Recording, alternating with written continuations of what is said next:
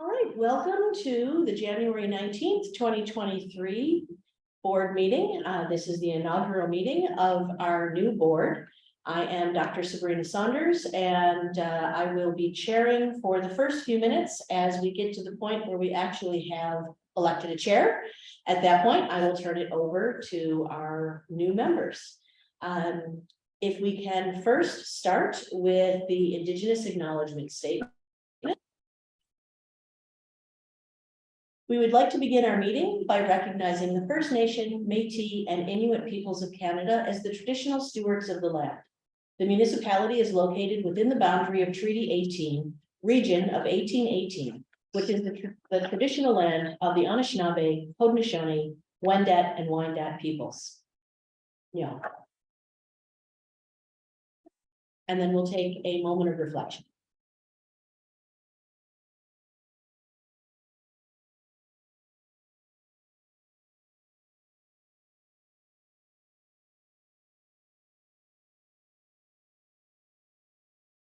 Thank you. So before we move to section B, the approval of the agenda, I just wanted to know if we could do a quick round robin since this is your first meeting. Maybe each of our new board members could say their name and which area of the municipality you reside. Pat Wright, and I live in Thornbury. Julia Scott, and I live in Thornbury as well, just about 2 blocks from here. Councillor Sean McKinley, I reside in Ravenna. Joanne DeVisser, and I live in Thornbury as well. Marie Swift, and I live near Thornbury. Laura Gillies, and I live in Craigby. Thank you. So we're going to move on to item B, approval of the agenda.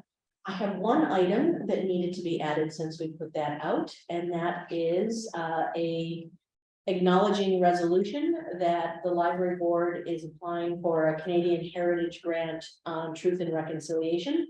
Normally that's an operational matter and it doesn't require a board resolution, but Canada Heritage actually does require board resolution as a knowledge that we're putting that forward. So if I could add that on to new business. Should we be looking at adding a board assembly appointment? Perhaps not at this meeting, not necessarily, but before the first meeting. Okay, so board assembly will be H2. And H1 will be the Canada Heritage resolution. Any other items?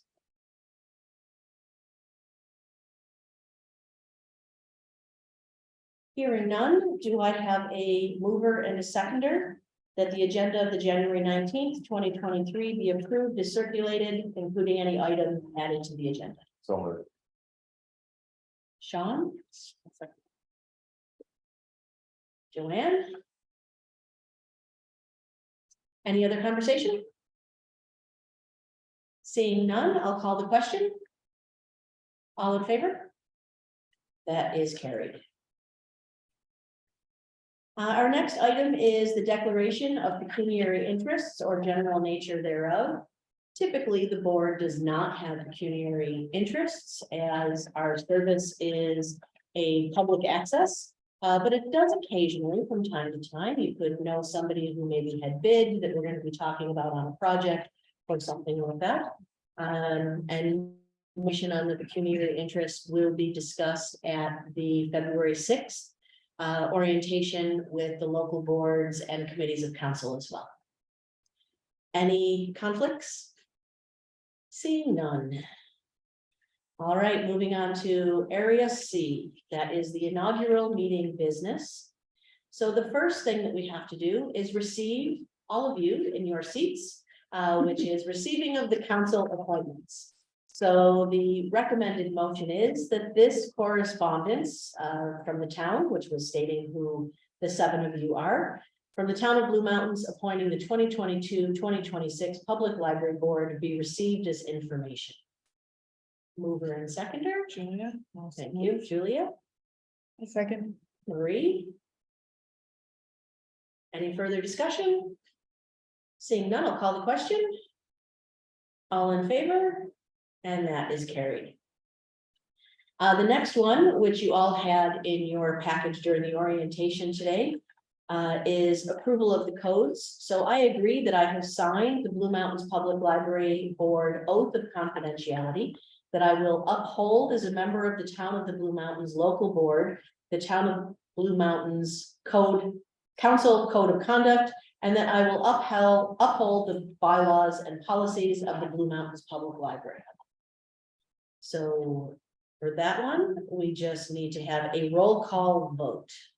So I will just run through quickly through our members around the room. We're going to start with Pat.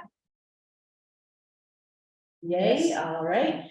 And Julia Yay. and Sean. Yes. Thank you. And Joanne and Marie Yay. and Lori. Yes. That is all in favor. Thank you very much. So that is also carried.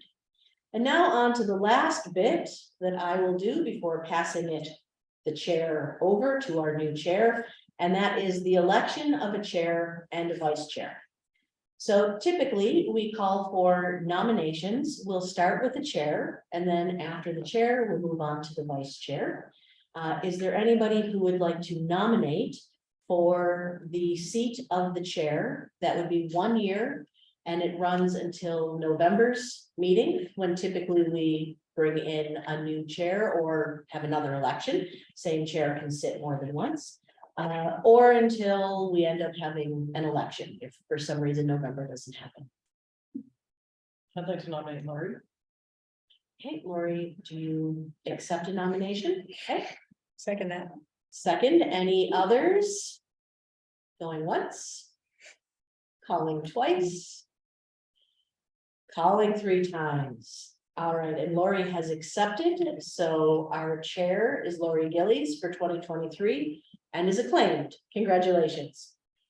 We need experience. Come on. All right, our next one might be more difficult.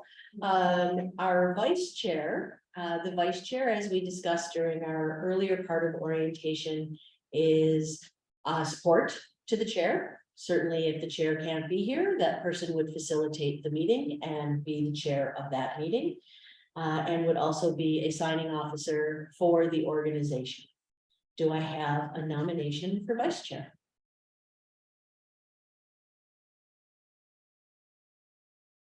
It's not that onerous.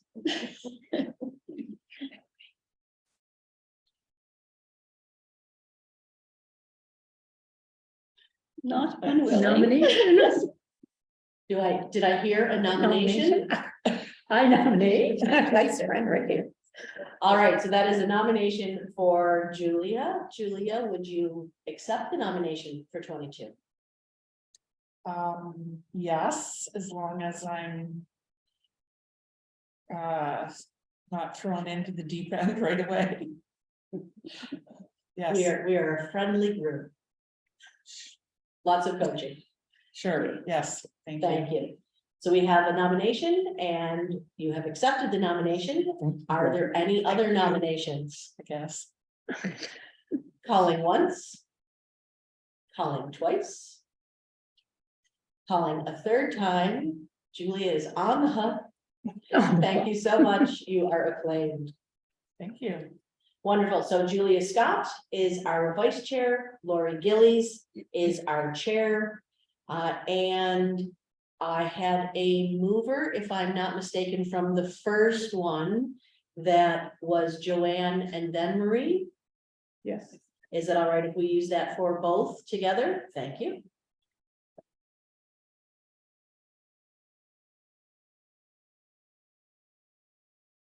So Joanne moves and Marie seconds that the board will change this from elect to acclaims. Lori Gillies to the position of library board chair and acclaims Julia Scott to the position of library board vice chair for the term as defined in policy bylaws 2018.5, first meeting of the board, and bylaws 2018.99, agenda and multi-years agenda. All in favor? That carries. I will now pass the CEO to the 2022 chair, Lori Gillis. Thank you. Okay, thank you for your confidence in me. Hope I don't let you down. The first motion we have to pass is a formality about the signing officers. So the motion would be that the board appoint Lori Gillies chair and Julia Scott as vice chair with Dr. Sabrina Saunders, CEO, as assigning officers for all banking. Can I have a mover and seconder for that, please?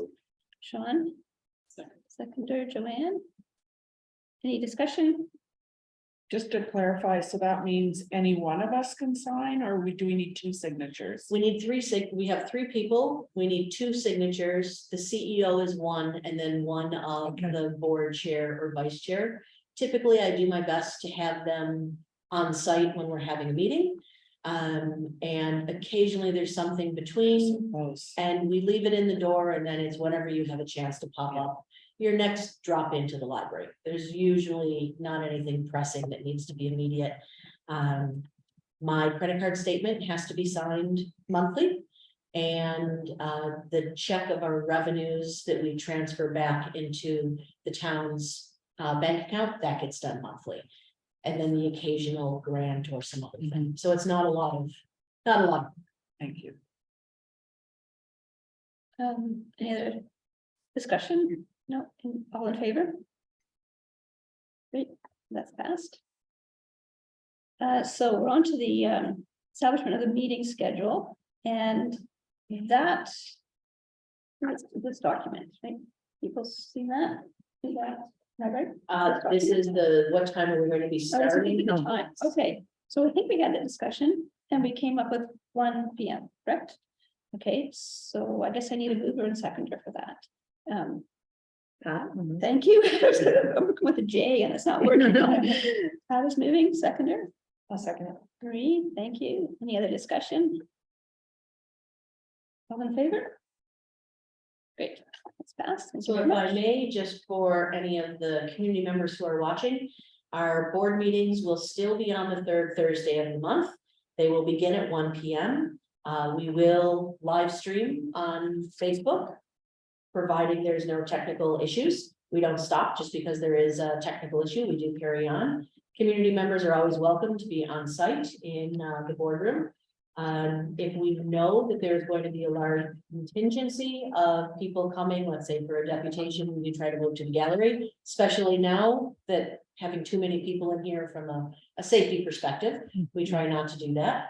And our meetings are typically 2.5 hours, so we should be done about 3:30-ish.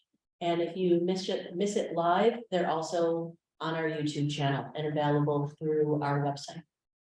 Thank you. Thank you. So our next item is the reports we received as information. So I will just read out the reports that are listed here. We received the action plan wrap up for 2022, the action plan update for January, the CEO service update for January, workplace violence compliance report for 2023, continuous improvement report for 2023, and the agenda and multi-year agendas. And so I'd be looking for a mover and seconder to receive those items. Sean, seconder, please. Joanne. Thank you. Any discussion? Receiving item, okay, all in favor? Great, that's carried. Thank you very much. So we're on to the minutes from the last meeting, and as the only one or two people in the room who's actually there, I can, the only thing I would comment on is G4.4 refers to exit interviews, and the actual motion that was passed.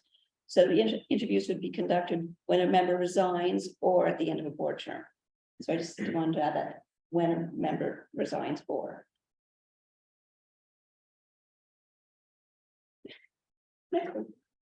That's okay, you're trying to catch up.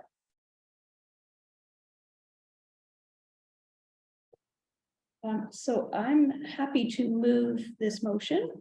I will need a seconder, and this is your motion to approve. This would be as amended. The board minutes of November 17, 2022. So I do need a seconder. the Pat. Any other discussion? Seeing none, all in favor? Great, that's passed. I guess any business arising from the minutes, you may have some questions or comments to make. Okay. Seeing none. So we can skip the next recommended motion because there was no discussion of business arising. As far as communications with the board, we have none scheduled for deputations. There's nobody here to provide public input on the agenda, and we received no correspondence. So we don't need to pass the motion regarding correspondence.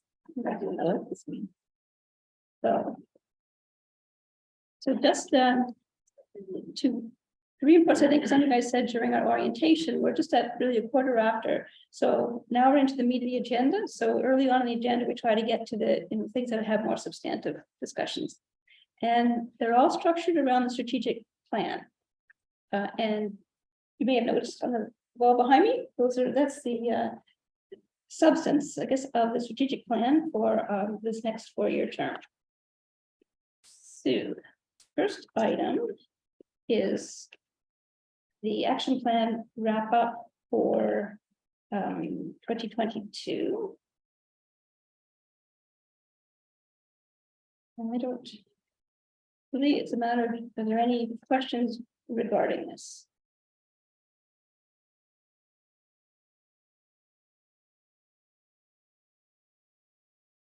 So the last board meeting of the year is typically in November. So this usually comes back to the January meeting, just to give whatever happened between that third Thursday in November until the end of year. We had a lofty action plan with 105 items that would be achieved towards the overall strategic plan. We achieved 95 of those, so we did well. There are clear examples of what was not achieved on the report. Many of those are a case that either they weren't achieved because we just ran out of time and they're being done in January. Some of those show that we've actually done them now. Just didn't make it by December 31st. Some had to do with still pandemic safety issues being involved, and we opted not to move for a meeting where we gathered people because we just didn't feel it was still safe at this point. And then others just were targets that weren't hit as we were trying to continue to expand. And really 22 was trying to figure out what the new model of service would look like now that there is a combination of hybrid and face-to-face. It's hard to compare back to 19 because the world is different from 19, but certainly it's not the same as 20 and 21 where it was very hybrid or very virtual oriented. So some of those numbers we didn't hit, some of them we far exceeded, and those are all being used to make determinations on where our target should be for 23 as well. Yes. Yes, yeah, all right, so, yeah, congratulations on all the complete, there's a number of ongoing, which is great. I'm just wondering, some of them like expand opportunities for underserved communities through partnerships. Like, was that set as a, like, that sounds like a broad goal. When we achieved doing some of them we didn't want to say complete, done, Okay, because they are ongoing. So as we expanded opportunities and programs, instead of putting a complete for some, we did list them as ongoing because we know it's something we don't ever want to say is complete. right, It's life work. We hit the target of expanding what we were doing, but from now on, it's seen as business as usual to keep doing those types of things. so will that be in the 2023? Some of them are because we want to still have heavy focus on them. And then others, we know it's now the business as usual. Okay, thank you. OE 1.10 is to develop an orientation plan for the new board, which we've done, and council. So I'm wondering think you mentioned that January 30th is the date that you're doing the orientation to council. Okay. Can you give a quick sense of what you're going to cover? Certainly. There is no timeline set for it. Most have been an hour or under. I will be giving a overview of. I was going to give an overview, oh, that is yours, an overview of our organizational model so that they understand who we are as an organization, what a GLAM is. My very detailed chart here so far. You may have this episode. Some of our legislative requirements, so starting to talk a bit about the difference between Public Libraries Act and UNCA, the Ontario Non-for-Profit Corporation Act, and why we're now reporting to both of those, as well as AODA and some of the other pieces that we fit. And then some of the differences that we don't actually follow the municipal act, which many councillors feel you do. Because we have our own act, which is the Public Libraries Act, which actually trumps that for us. Although we play well through both streams, keeping in mind that we should never be offside with council. I was then going to go through our strategic plan at a high level. We have a new council that is more than half new. So we wanted to make sure that they were well aware of what our strategic plan was, how it fit with the town's planning, and then also the type of work that we did to achieve that plan by meeting and consulting with our community. I was going to touch on the two key documents, the MOU and the funding agreement, to make sure the new council is aware of that.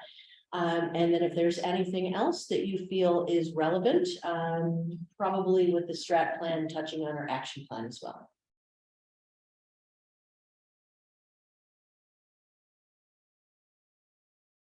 Can I ask whether there's other things we think we should be covering? And Sean, maybe that's a good question for you at the receiving end as well. There are things that you would like to, Because yeah, there's been quite a lot of orientation. yeah. I, to be honest, to get your work, I would recommend mentioning the need for replacement of replacement here, because I had no, until you told me today about the state of the building with falling window and bathrooms and stuff.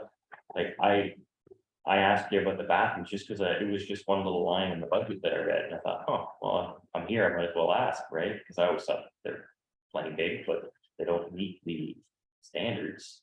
So I think that you probably would help the wheels of motion, probably. Certainly. If you wanted to include that on your presentation to the rest of the council. I'll still drive it home, but with them, but I think it's probably better coming from you first. That's what I would recommend. Thank you. I'll add those on. Mhm. Is there anything else that anybody thinks would be of interest?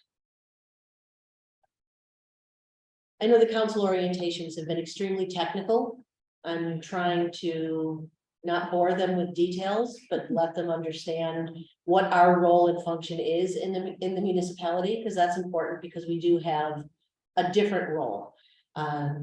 In that we are separate and distinct, we're arm's length, but we are funded through the tax base nearly 100%. So we are a department without being a department. And that is a piece that certainly is important for our council to understand and know where that relationship is. And there is a very healthy relationship between myself, the CEO, and the council CAO. So those are not pieces that we have to bring to council regularly, because we have such a strong MOU that they may not, if they were watching in the past year, getting ready to run for council, have even thought of us, because we're not a problem child that has to be dealt with or seen regularly, where they're usually making minor updates and really run quite smoothly. What about, and maybe you get at that through the strategic plan, but what about highlighting the work that's aligned with what the council's goals are? Is that the strategic plan? I'm thinking of, well, I don't really know that much about council, so it's hard for me to know, but I'm assuming that we are an important player and support many. We're together. Yeah, so I don't know. I understand what you're saying. I think so as the commitments to diversity and inclusion, what role does the library play that? I think. How do we help? Yes, to reinforce how we help deliver the overall. Yeah, Yes. It's great.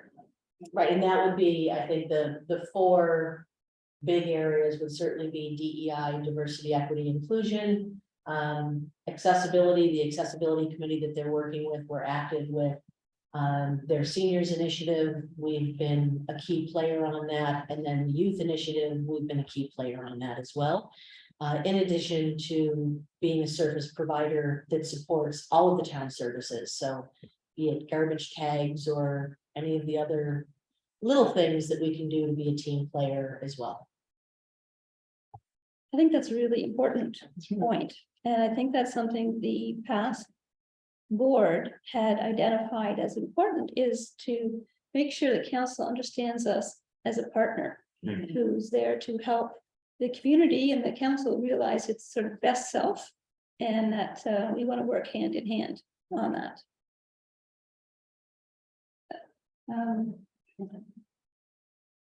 Any other suggestions? I just wanted to draw attention, or I think it's great to have, speaking of community and connections. One thing that caught my eye that I was wondering if you could speak to is ES 3.9.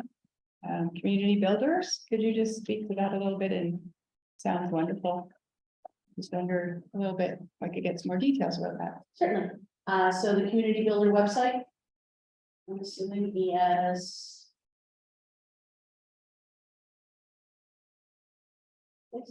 skill sets.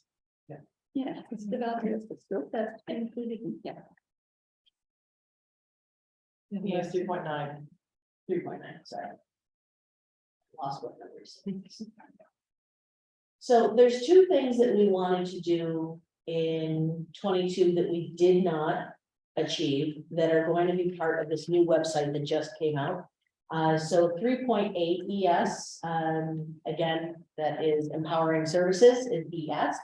3.8 is the third of the goals, which is expand the virtual branch is number 3, and then 8 is the 8th item. That's how our numbering goes. So the 8th item in that area. So again, this is the 22. We'll be talking about the 23 action plan next. But the 8th item under this area was that we wanted to create a community builder webpage, and this actually came out of community consultation at Ravenna Hall.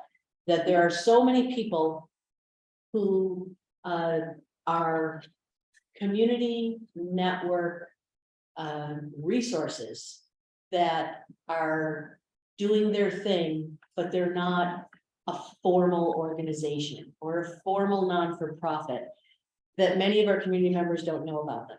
So that was something that we thought that a page on our website would help, that would be a community builder, that people who maybe don't have their own website or have tremendous amount of resources, we could begin to link them.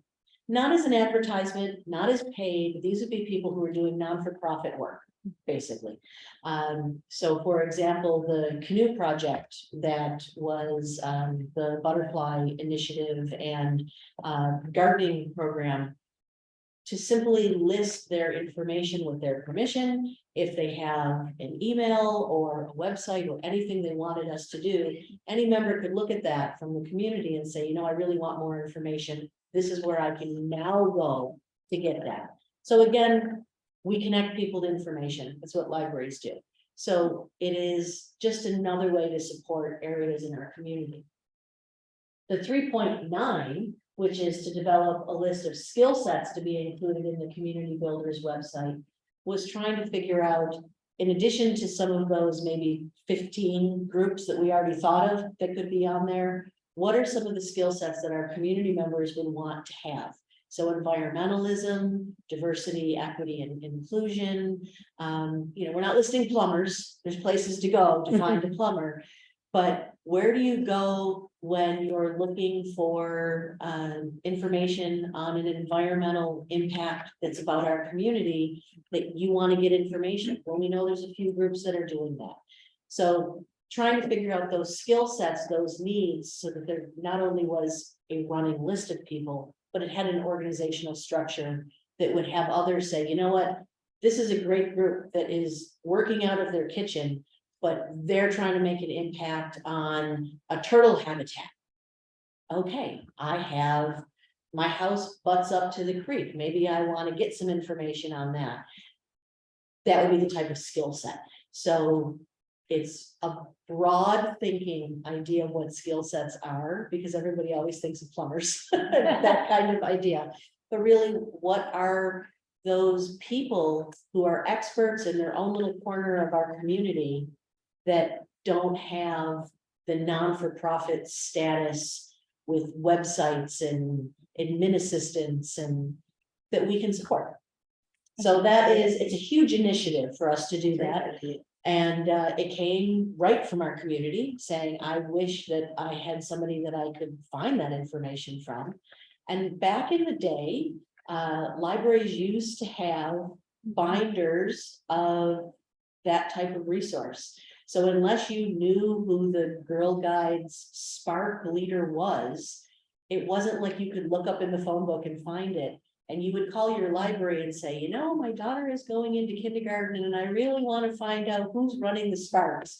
And we would open up the book and say, they meet in the church basement on Tuesday night, starting at 6. And this is Tony's phone number, give her a call. So it's just a new version of being able to do that. And it directly connects in with our virtual branch. That's awesome. If you need a plumber, I've got one. And if you need a plumber there, Pretty much a person for each. Can I just ask, is this, like, are we putting people, are we referring paid work to people? Or is it could be, or it could just be somebody to speak the to? types of things that you're thinking of now are not really about that.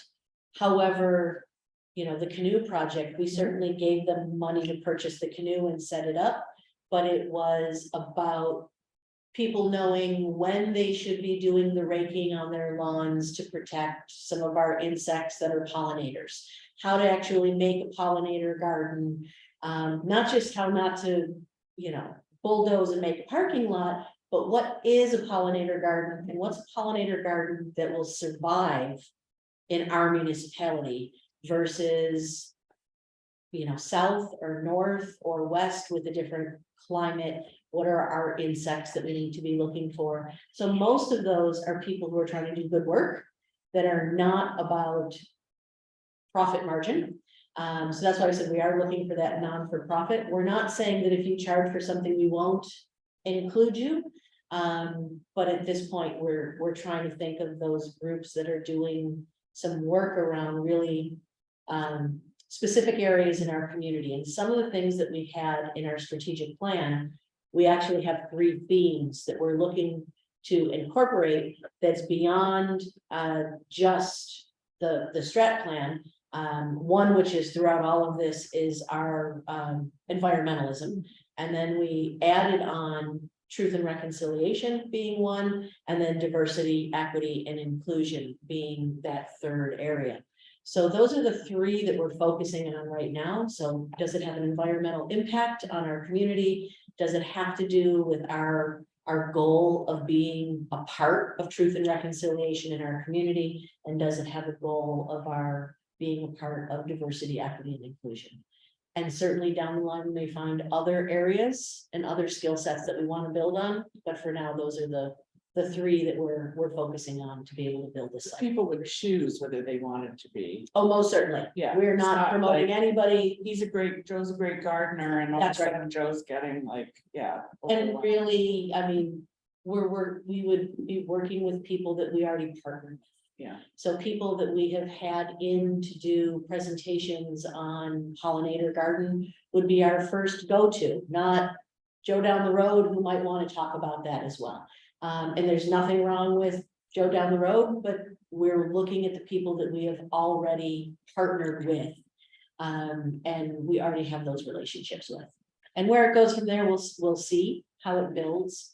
But I think it's a way of promoting the work that's being done in our community, as well as platforming people who may not have the infrastructure to do that themselves.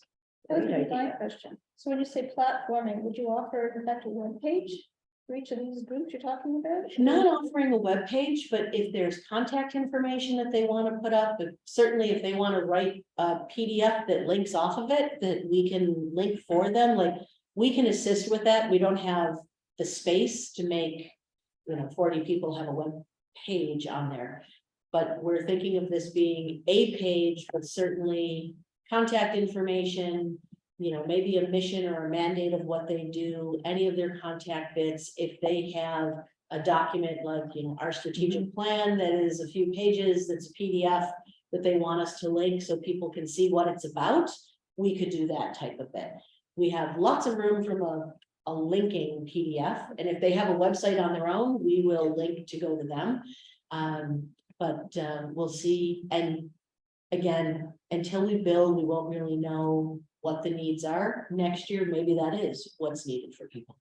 But for now, this is sort of take a bite out of the problem to try to make some solutions. And your starting point is partnerships we already have. Yes. Because we have done a lot of work in those 3 areas that we know we can start the page, work with a group and get that up. And then that might also bring more partnerships to us of people who say, you might not have known that I do this, that then we learn about more people, that we're doing a session as a speaker series in the gallery, and we're linking them on for other people to get more information as well. So we might make new connections as well out of this. There's a program offered by one of the churches here, the Repair Cafe. Mhm. Would that be the sort of thing that would Mhm. include it here? Okay.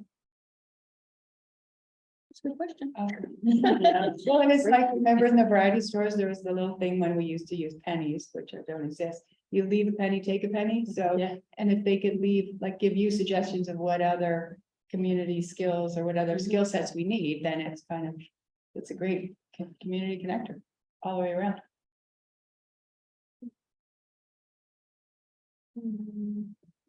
So that discussion happened, looking at our action plan for 2022. Is there anything else on that document? Okay. I was Yeah. just curious about where's, and maybe I've missed this, but is there an action plan and development for 2023? That should be the next one on the agenda. Yeah. That's right. So I can move on to that one. Yeah. In the agenda, Dr. Lisa. Okay. Yeah, 2023. So page 25 of the board agenda package. Oh, yeah, there it is. Admin 23, and again, our reports are either governance, finance, or admin typically, so that's why this one is from our staff, so operational. Point 23, which is the year, and then it's the second one of the year. They will continue to grow as we move through the calendar year.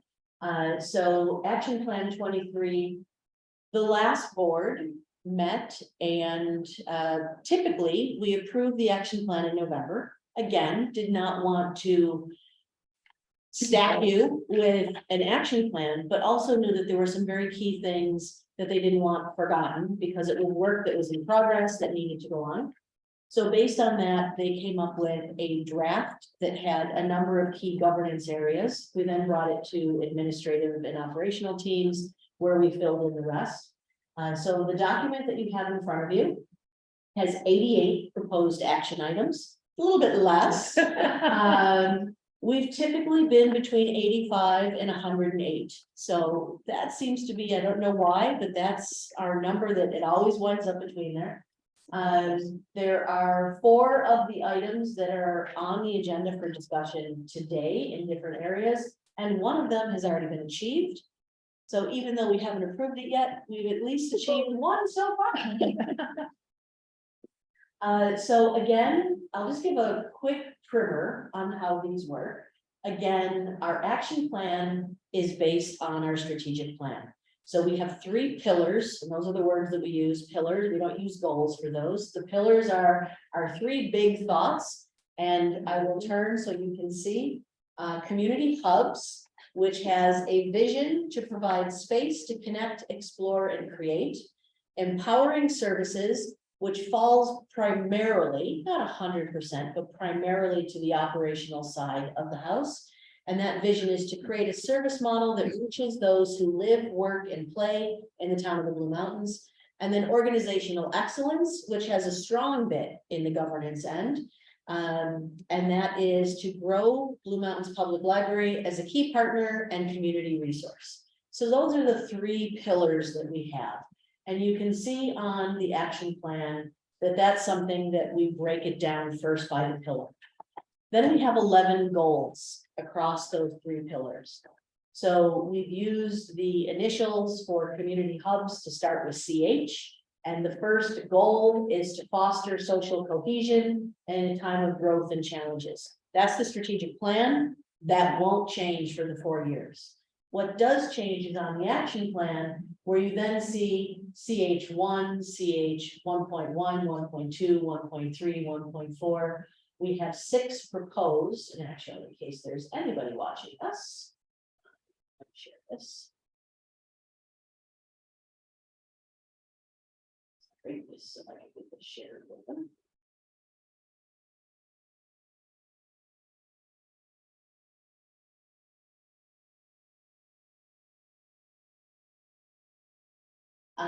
Okay, so that will break down the 1.1 to 1.6. So this is what you're approving now, are the action items. So 1.1 under fostering social cohesion in a time of growth and challenges is to advocate and build key supporters within personal circles, which can recognize Blue Mountains Public Library facilities as hubs. So this is a board responsibility. So that's the party. So who would be taking care of that would be the board. And we hope November, December is usually because that's kind of all year long. We plan that we'll be doing that, but the last meeting of the board is in November typically. So the way we work this is we have 85 of these items that are between all 11 of the goals. And by achieving these, we're one step closer to achieving the strategic plan over the 4 years. Typically, our strategic plan is revamped in the last year of the board, because the full 3 years of being here, you've learned what needs to be happening. We do a comprehensive consultation with the community. You start on that plan in the 4th year and usually have approved it early in the year, and then rebuild your action plan to finish off that year to start taking the bite out of it. It's easier that way than saying a new board will make a plan where you are fresh and not really knowing all of the pieces. It's much easier to inherit that as a strong legacy document, so that then you can work on that and then start to determine what needs to happen next. Can I just clarify then? So when you say that's the board and the expected timing is in November, that's when we would discuss this? It's when we should have achieved that piece. So will it be an agenda item at an upcoming meeting? Regularly, we'll be looking at that piece. Okay. And it may be something that if you, as a board, determine that we're going to be having our committee meetings for the 2 committees, which would be community hubs and organizational excellence. If the board is going to split into 2 groups, then you know that group would be working on that piece outside of the board meeting, bringing that back at the board meeting, and then sort of giving direction on how the rest of the board can be handling those pieces. Since you use that particular example, does everyone have a good understanding of what that wording is meant to mean? Not really. I mean, you can make a guess that it's advocacy, sort of. I just found it a bit awkward Mhm. wording, and I was to suggest we say something like build recognition of BNPL facilities as community hubs among our personal contacts and circles. That's it, that's what I think it's aiming at. Yes, that's what they're trying to. PDFs. I'm just not clear on. Yeah, what would that mean? Yeah, Does that, I think, that doesn't that mean that, No one we're planning. Yeah. yeah. doesn't that mean that, okay, we all may have different connects to the community? And you know, some really good resources, but not everybody knows about it, so if we sort of connect it with the library. Like, there's this group, like, immediately what came to mind is, I'm very involved with this group, 100 Women in Care. And I've talked to people who don't have a clue, and we support all the way from Collingwood to Owen Sound, we support programs. Mhm. And they don't know, like, if there was something in the library that somebody could go in and check. And they could see they could apply to us for funding, that's one really big thing. And we've supported all sorts of school programs and everything, but a lot of people in the community don't know about it, because I guess because the people who started it were in Collingwood. Like, that's just one group I know of that immediately comes to my mind, that we should be connecting and making sure that somebody wanted to check, just like you say, the environmental thing, if that was something you're interested in. Well, this is something. And it's also, those organizations could apply to this or the other organization if they knew about it. And what we found with the last board,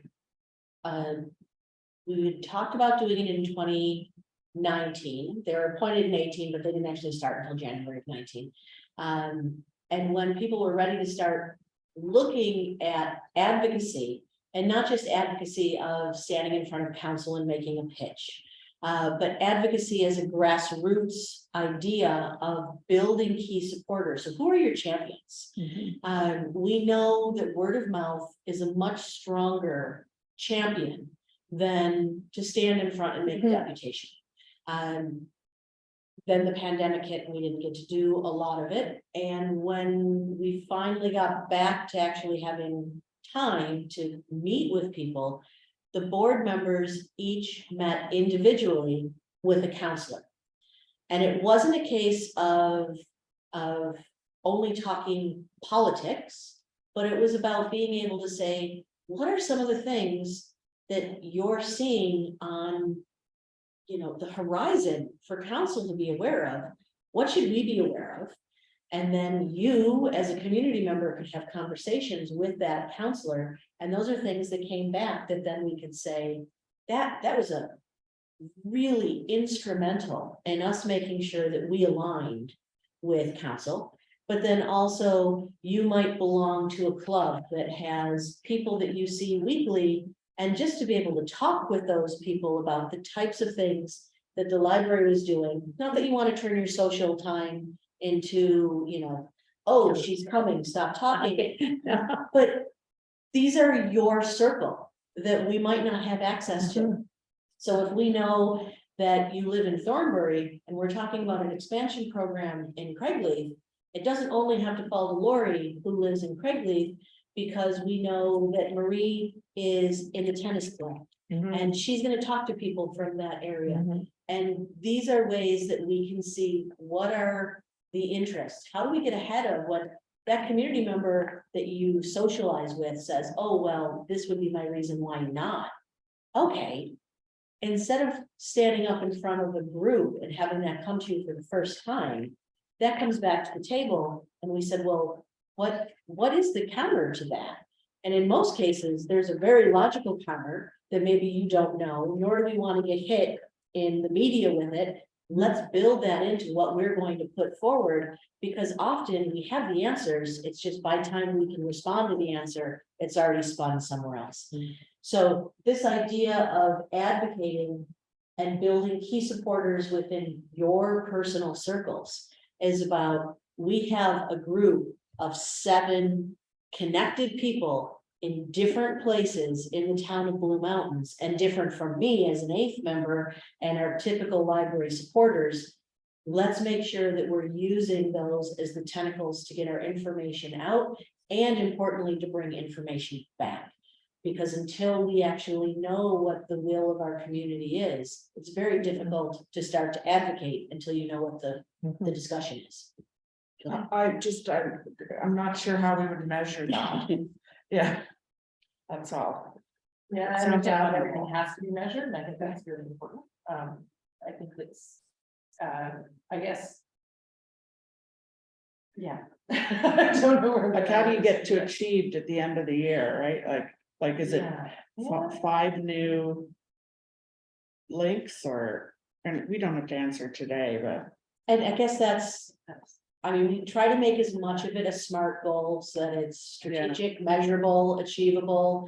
But then we also realize that some of them are conversations that we're going to begin and we're going to build. And that might be something that comes back to a board meeting, that may be something that is part of our closed sessions, because obviously we're talking about people.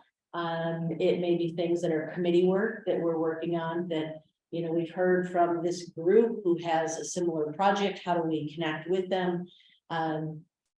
It's a ground lane, which might not be So maybe. as it's- measurable. But maybe it's like establish a framework or. A way of approaching it. I Rather think the way than, you're describing it sounds to me like it's more of information gathering. Yes. And so the advocate and build key supporters. Is that looks like I need 5 supporters by the end of the year, but I think if the goal is to create information flows or create information flows within our personal circles. To help deliver the NPL initiatives and or discover, you know, new needs of the community. I think then, you know, status is always ongoing. Right, because it's that information gathering, if that's what the intent of this is. So I feel like advocacy has, it's like, okay, we should have a number there. If I think does it's, that make sense? I think It's it's, not that we're not advocating, and we are, but it sounds like we're more about purposes to get information and make those connections and awareness. I was gonna say, yeah, information Yeah. gathering, information sharing. Share. What I've discovered is, you know, oh, you're involved in the library, and then someone will mention, I don't know, a problem or something, like, well, you know, if you ever thought about attending our Wired Wednesdays, you're trying to figure out your iPad. Oh, yeah, you got that, you know, what is that, you know? Or somebody like the organization I talked about, and, you know, oh, they needed some funding, they could have easily, like, if we had that information, they just had a piece. They could go and apply for that, because we give away like $20,000 every quarter, so. It's not, you know, that's that exchange of information, it's an opportunity there that a lot of not-for-profits maybe don't know it, or smaller groups, but they could come and apply for funding, and we're exchanging, we're being sort of like a facilitator. Yeah, it's connecting the dots. Dots, And maybe exactly. it involves having a discussion at our meetings and saying, well, let's all have a turn and just say if you've shared something with someone and what information did you gather? What information did you share as a quick informal sharing as part of the agenda rather than a hard and fast SMART goal? And not everything on this is big. I know, look, we use examples of building project, but it's not all about getting a building or expanding a building. It's, you know, someone who's missing out on Wired Wednesday. Yes. And knowing that not only maybe you missed that topic that was 3 weeks ago, but it's on YouTube. You know, do you have access to that? If not, go to the library, they'll help you get that. Because it's there. You don't even have to wait for it. It's ready. 15 minutes. to watch. And some Feedback. people don't know, like, it's wonderful, the resources and facilities that are here are, you know, like, people don't know that you can borrow VR goggles to explore those. Some people don't know you can borrow an iPad or a laptop. It's not just about the books and the audiobooks, but there's technology you can borrow, and some people don't know that. So just chatting with people that will bring more people in. So how would you like to rewrite that one? As I listen to people, it sounds like, to me, it's more. This isn't right, but maybe it's closer, position the library as a key. Community resource, and you know, you could aim to have 5 new relationships, it could be very. Like, it doesn't have to be concrete by year end, or grow the perception, because I think the library already is seen as a key community resource, but. Is that really, you're talking about furthering the network, right? The library as a key piece of a bigger network than what we're in right now. That's what I read from that. Yeah, and this is under community hubs because it was targeting the community hub question. And this discussion I'm hearing here is they're talking much broader than that. Right, So, and we do have advocacy and key supporter Yeah, throughout. So it falls again under our services, it falls again under organizational excellence. This one is specifically about facilities because there was a lot of questions at council in the past about, well, what is a community hub and why are you a community hub? You're a library. When we know that it's not that we do more than libraries, it's what libraries do. Right, and it's just a case of, that's right, it's, you know, when they say it's not your dad's Chevy, you know, same kind of idea, it's learning what libraries do now is different. And that is being a community hub that answers a lot of social needs beyond just coming in for checker books. I would say that you're getting back to the original, like you're turning it back the way when we were a small community. Yeah. You're achieving it. It's wonderful, it's amazing. So that's what I see. Yeah, and beyond, because there are Yes. things that, you know, in the, back in the old Yes. days, we couldn't. Perhaps, it maybe we're gonna have building key supporters, I think some of the terms to. Prior for the definition of a number. I like the word Pat used, which was facilitate, and. You know, facilitate awareness and information about the MPL, and I think that among, within personal circles totally makes sense, so as a board, expanding it would do personal circles. And so if it's facilitate awareness or information about the MPL as a community hub. mhm. And then we can add at the end and gather information. Yeah, it's a two-way street. Yeah. And among the persons, or within persons, specific group that we're looking at. Yeah, capturing something, facilitating awareness and information gathering. We got other community, yeah, that's community. as community hub among personal circles.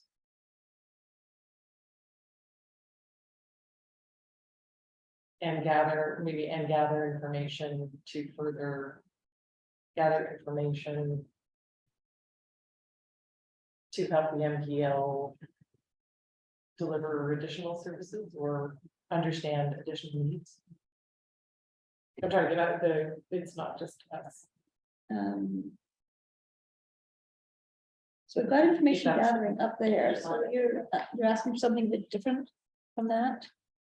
Sorry, no, I'm just wondering if we want to include, it's not just, we're just like telling people what the library does, but are we also gathering information, or is that? So we have to have information gathering there. Oh, sorry. Hello.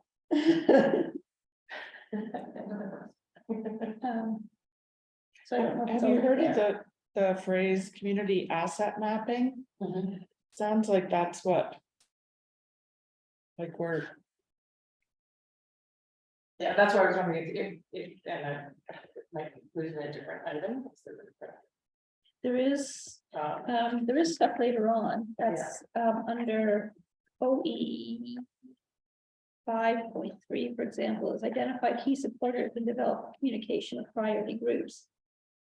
So it's got a bit of the same concept. This one was meant to be focused on the hub piece. So there's a good understanding of it as a GLAM, what we're about.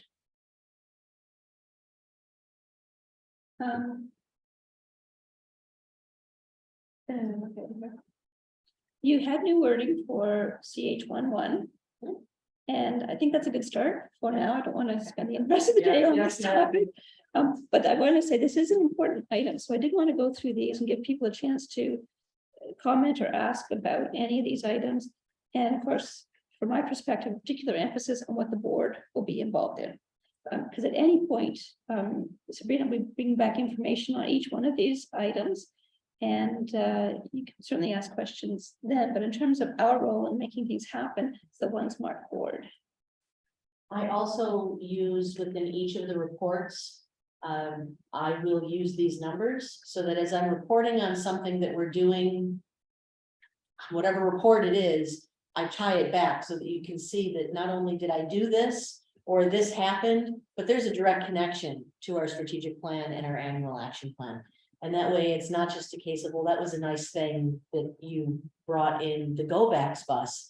But we see that there's a reason why we're bringing in the Go Backs bus. It's not just a service, it's about us being a community hub and meeting one of these social needs in the community. And that was actually something that you worked with council about last year, being able to say, well, we've got a parking lot here, we could make that happen. And you even the first time came around, you can help people register, because it was a registration process. Yes, am I right? yes. And when the town was doing their drive-through clinics, we were the registration site, Yeah, right? So, But before that, you guys were doing a parking lot party, was epic. yes, People couldn't wait from year to year to year for the parking lot party, because you guys. Just killed it, with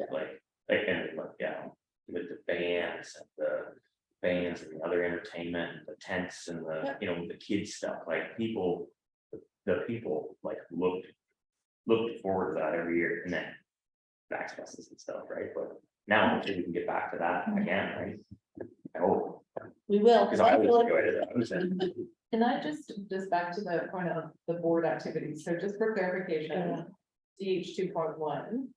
Cooperative TVM staff and council for an East End hub, which includes a new library branch. So, and that says December, so is that it's built in December? No. Or is it So already planned? this year. I will make that a hard no. Last term and last year, council had plans working towards this. This council may change their mind on that. So what we're doing this year is we're cooperating with council. We are not headlining this. We are not saying, please give us a new building. This is a council project. They will choose what they're going to do, but we will work with them to make sure that if they are looking for the library to be in that site, that the appropriate amount of space needs are included, and we will take their lead on that. It is their land, their place. So that's why it's a cooperate. It's not that we're going to be presenting and making deputations. They're going to lead what it is they need to do, and this council may make other directions on where they want to spend their efforts. And then this may be something that is quickly a no-go because a new council says it's not where our area is going to go this year, and then we'll know. But the reason why it's December is because we anticipate, as they're working on this, council staff and council themselves, we will be at that table throughout the entire year. And then next year, it'll have a different version of that. If it's moving forward, it might be work with architectural needs or community consultation. Usually you're 3 or 4 years out before anything like that is going to happen. So this is just a case of new council is at phase 1 of even deciding if it's what they want to still do. but there's a related point to that, and that's that at Craigleith End or East End is a high growth area. And so the depot, which is the library service sort of specifically to that area, is inadequate for library service. So as a board, we probably, I think this is part of what this particular goal is suggesting, is that we believe that there's need for improved library service in the East End. And that we would, we are taking their lead on it. We're not going to say we should go out there and build a facility ourselves, but that we think that the library has a place out there. And we would like them to go that direction, and we would want to work with them on that. So there is that element that was not purely in their camp. We think this is important. And I sorry, want- just sorry, Julie, John has his hand up. And Julia? The specifics, like. What exactly are we talking about out there? Like what's taking up too much room? I'm just like physical books and things like that, or what? Oh, there's 100 square feet. Is all that we designate of the museum. Oh, I mean, this facility is 15,000 square feet. yeah. So there should be I'm just, there should be Good a, question. a comparable service model in Craigleaf. We don't need to 100% duplicate services. There's also areas that we're not meeting here that to expand at that level would be extensive. So what you do is you say there's going to be pieces that are going to be at one place and pieces that are going to be at another. So that we're saying, you know, this is the way we kind of move our service model around. In 1 year, not year, but in 1 5-year period, one might have more teen services, one might have more children's services, because we find right now the children are here. And then we have a higher growth of children there, and these children become teens, so we make changes between those two facilities. But we know that our Craigleaf residents are not using the library services at the same level here.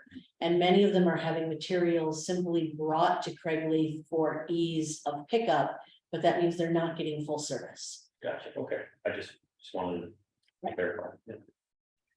Julia. I had a different discussion point, which is about the library services at Campus of Care. Now, I see that's under your name, and so this may be So which number are you on? CH 2.2. .2, right under Okay, the thank other one. And it sort of fits in with what we were talking about earlier in the one on the top, but there are a lot of retired, or in my case, semi-retired healthcare professionals who are dying to get involved with this Campus of Care.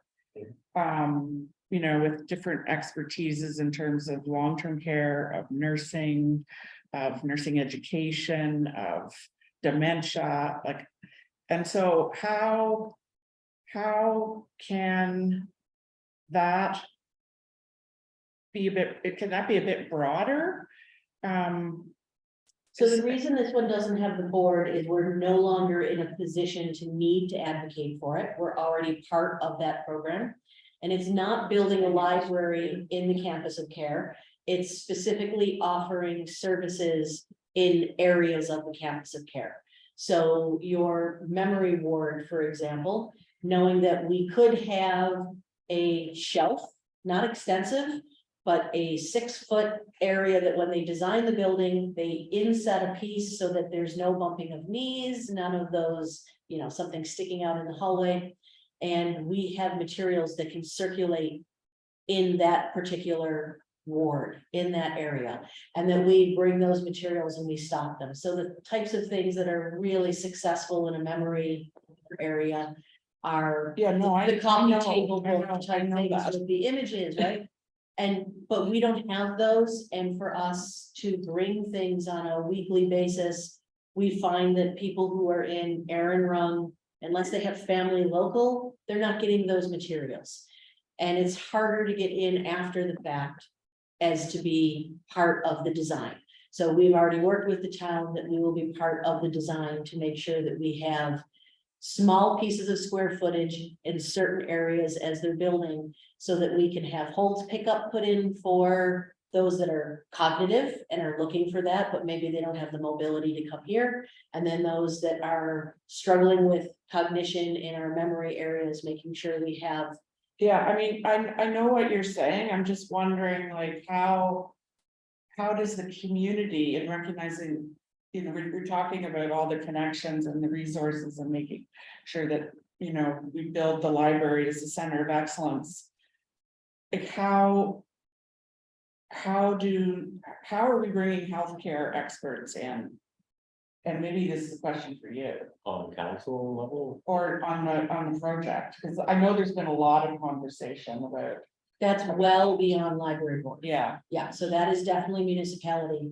Our function So on maybe it's this not is, appropriate for today, but yeah, it's not something that the board will be involved in at all. It's not us. Our function is to make sure that library services are available to those residents. Council will make determinations with their RFPs and all of the other pieces on what that ends up being. and Why don't I answer that when everything's over? Mhm. It just sort of doesn't pertain to Yeah. the viewers at home. But from- Or yes and no, From CH 2.2, which is under the, again, yeah, community hub pillar. And the goal of develop multi-use spaces and provide outreach services.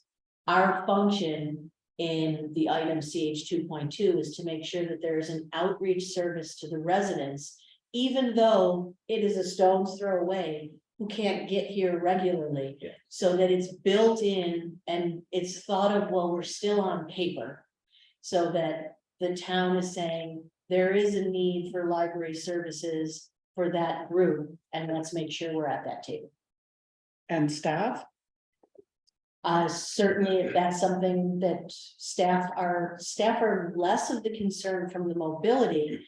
Because if we're offering something, they have access to it. We're looking at the resident who is in a locked ward, who would have no access to them. Or someone whose family isn't local enough to bring them the materials, you know, from a homebound service. So we just want to make sure that our seniors and those in care are still having that outreach service that isn't currently being provided. And that it's not an afterthought, where then they say, great, we can give you a space, but then it's always that place where there's an injury, because in the wheelchair, people are hitting that shelf, or the shelf isn't properly secured and it's a health and safety matter. When we know that now is the time to design an alcove that fits flush in and is part of a mandate for care. So moving on to the next one, CH 2.3, so partnering with TBM to expand outreach services into TBM facilities across municipality. And I'm wondering to clarify what that means. So using the town's facilities, which is part of our MOU that the board has signed in 2018, to be able to bring additional services. So we're not looking to build a library branch in our rural area, but we have Ravenna Hall there. So why are we not using that regularly? Having programs, having services, and that's part of our MOU that we have access to those materials. So that will be a combination of board from an advocacy and information sharing, as well as it's listed as CEO, but when it says CEO, it's operational. So our team going out and saying that there's going to be a monthly children's program, or, you know, a bi-weekly holds drop off, or something like that, that we can support our communities outside of only Craigleith and Thornbury Coxburg. And when you say advocacy on the board's part, is that to make sure that town understands our desire to be able to use those facilities? Yes. That's And also there's infrastructure that's needed. So one of the things that we looked at, and I thought that we had made headway, and then it kind of fell backwards. There are hold lockers, for a better term. They kind of look like mailboxes, rural mailboxes, but they're hold. So if you ask for materials on Tuesday and Thursday, we could go and bring materials to the corner at Ravenna Hall, and then you simply grab them from there. You don't have to come in. We have made progress. There's obviously a cost to the equipment that we would need to purchase, which is not in our regular budget. So that would be an ask from council for budget. But also, we thought we were there, and the area that we were told would be best to put us at does not have electric and doesn't have Wi-Fi, so you can't run it, because it's actually part of a library system that when you put the code in that we email you, you know, box 3 and your code is, when you open it up, it checks the books out to you by Wi-Fiing it up and back. So putting us over where the mailboxes are going in the corner isn't going to work. It needs to be on the Ravenna Hall property in the parking lot area, so that we can piggyback on the Wi-Fi. So we have access to the electric, and that's not where we were wanted. So now it's a case of, okay, we'll re-explain why, and we start over to get there. But it's a key service that Ravenna residents have asked for. So it's those types of things that, along the way. You play telephone, the translation gets lost, Mhm. and then you go back and you say, not a problem. It's not that they said no. They said, sounds good, sounds like it would be something people would like, but where they wanted it to be, doesn't functionally work. So you start fresh and we go over there. I didn't know we had Wi-Fi there. We have Wi-Fi in the building, I did not know that. but you have to be right up at the building to make it work. No, as an example, that was very operational description. But our role is to understand the kinds of issues you're facing in the event that we're talking to somebody on council, and we're not ignorant. Because we think this is an important thing to be able to do, to expand, in fact, our services outside of the community areas, the built up areas. I wonder, before we leave this page, just so you know, Pat, we're still on page 1 of the 2023 here. Is I'm wondering if, do we need some sort of historical context on building questions? In other words, some of the plans that we've done in the past for this building and for the museum, which help to understand the kind of services and the service model we had foreseen for probably the 2 facilities or 3 facilities. Because that all happened just before the last term of the board, but it was a big context for the direction in which we think we needed to go to provide the services, the GLAM services required for our community. And that might be particularly helpful, Sean, for you to understand sort of the, last 5 years of work that had been done.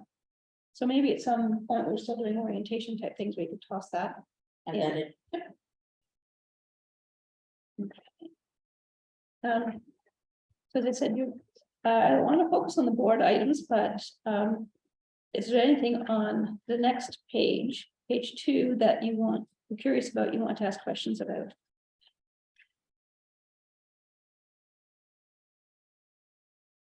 board item is an organization. Okay. Just one page. Yeah, so and as Sabrina said earlier, most of the stuff under empowering services is operational. So I think they're all CEO in that case. And then you get into the organizational excellence, which is the other key area where the board has a role. And in terms of board rule, OE 1.1, maintain a salary grid which provides internal pay equity with TBM. Are there any actions required by the board on this, or this is more of an ongoing oversight responsibility? It is, certainly the main function is to be aware that we are on the town's grid and to never allow that to somehow be divorced.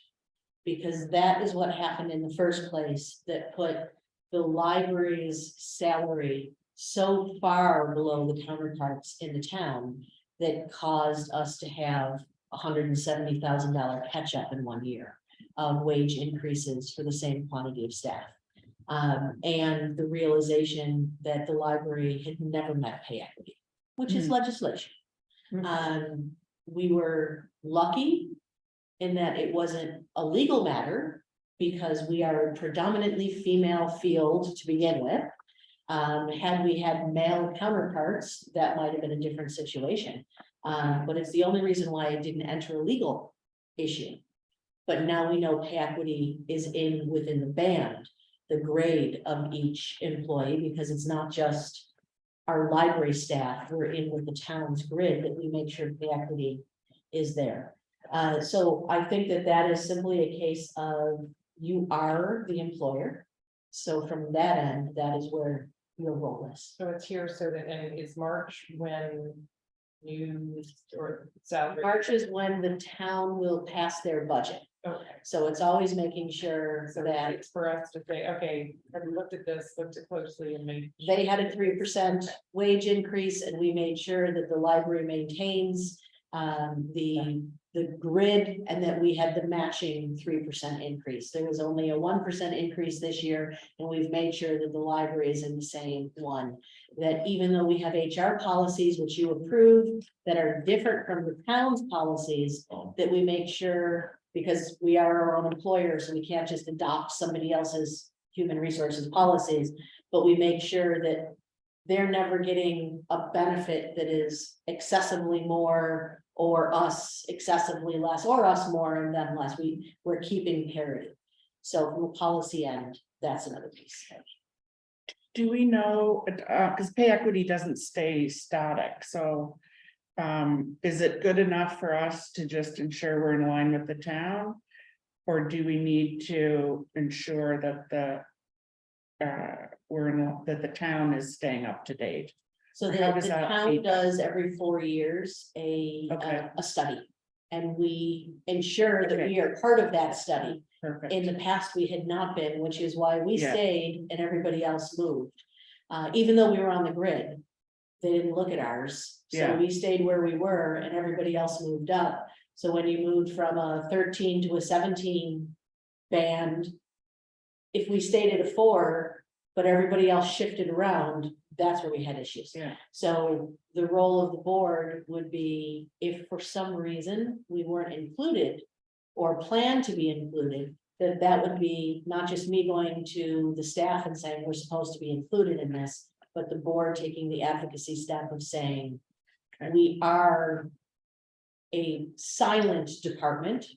You must consider us. Yes, we are separate and independent, but we are part of your grid, and therefore, when you cover this study, you are including us, not billing us back for funds that we wouldn't have because it's part of the town grid. Do you have the same policy with reviews and like the time over reviews and stuff like that, same policy? Yes, So yes. So everything is slightly different because it is our own and we follow the ESA. We've created our policies according to the ESA, but we've aligned the pieces so that we're never offside. And that way, again, we make sure that we have parity. Moving on to OE 1.2. It's another board item. So one of the things we'd want to do is identify any training needs that we feel we need either individually or as a group, so that we're prepared to be the governance group for the board for the next 4 years. So it doesn't have to be up. The training all happens by the end of March. It's identify what we think we're going to need and can be over a longer term implementation.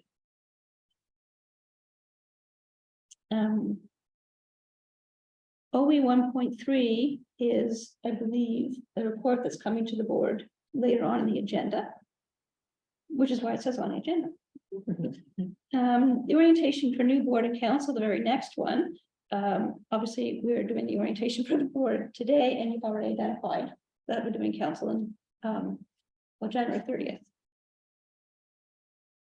Attend board assembly meetings. This is an item.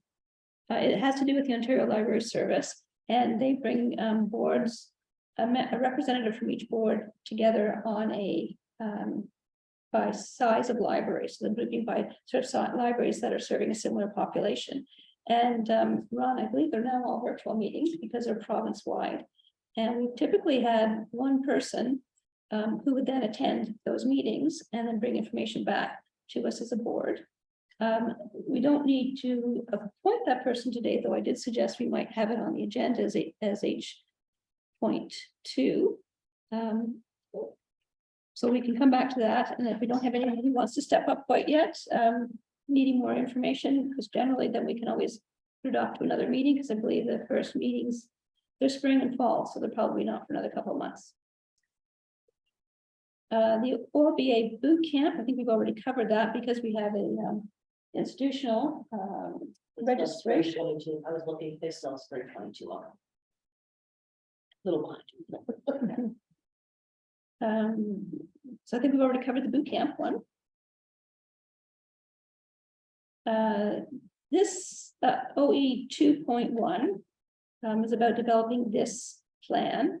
And when we get to the end of it, we can decide whether we want to approve this for this year, or we want to have a good discussion, want to think about it and come back and maybe approve it at the next meeting.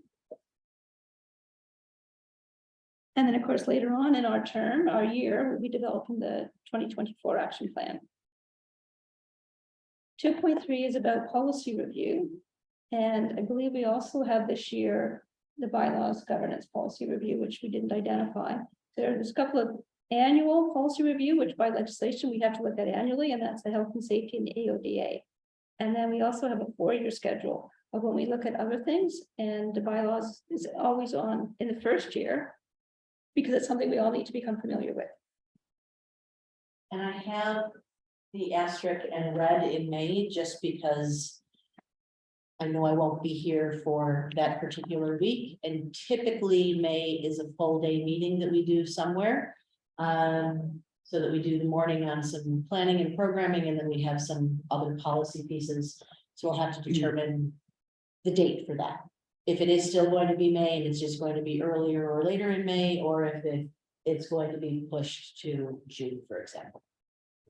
Okay. Is it better to push it to June, or when do you leave? I am gone the 14th to the 24th.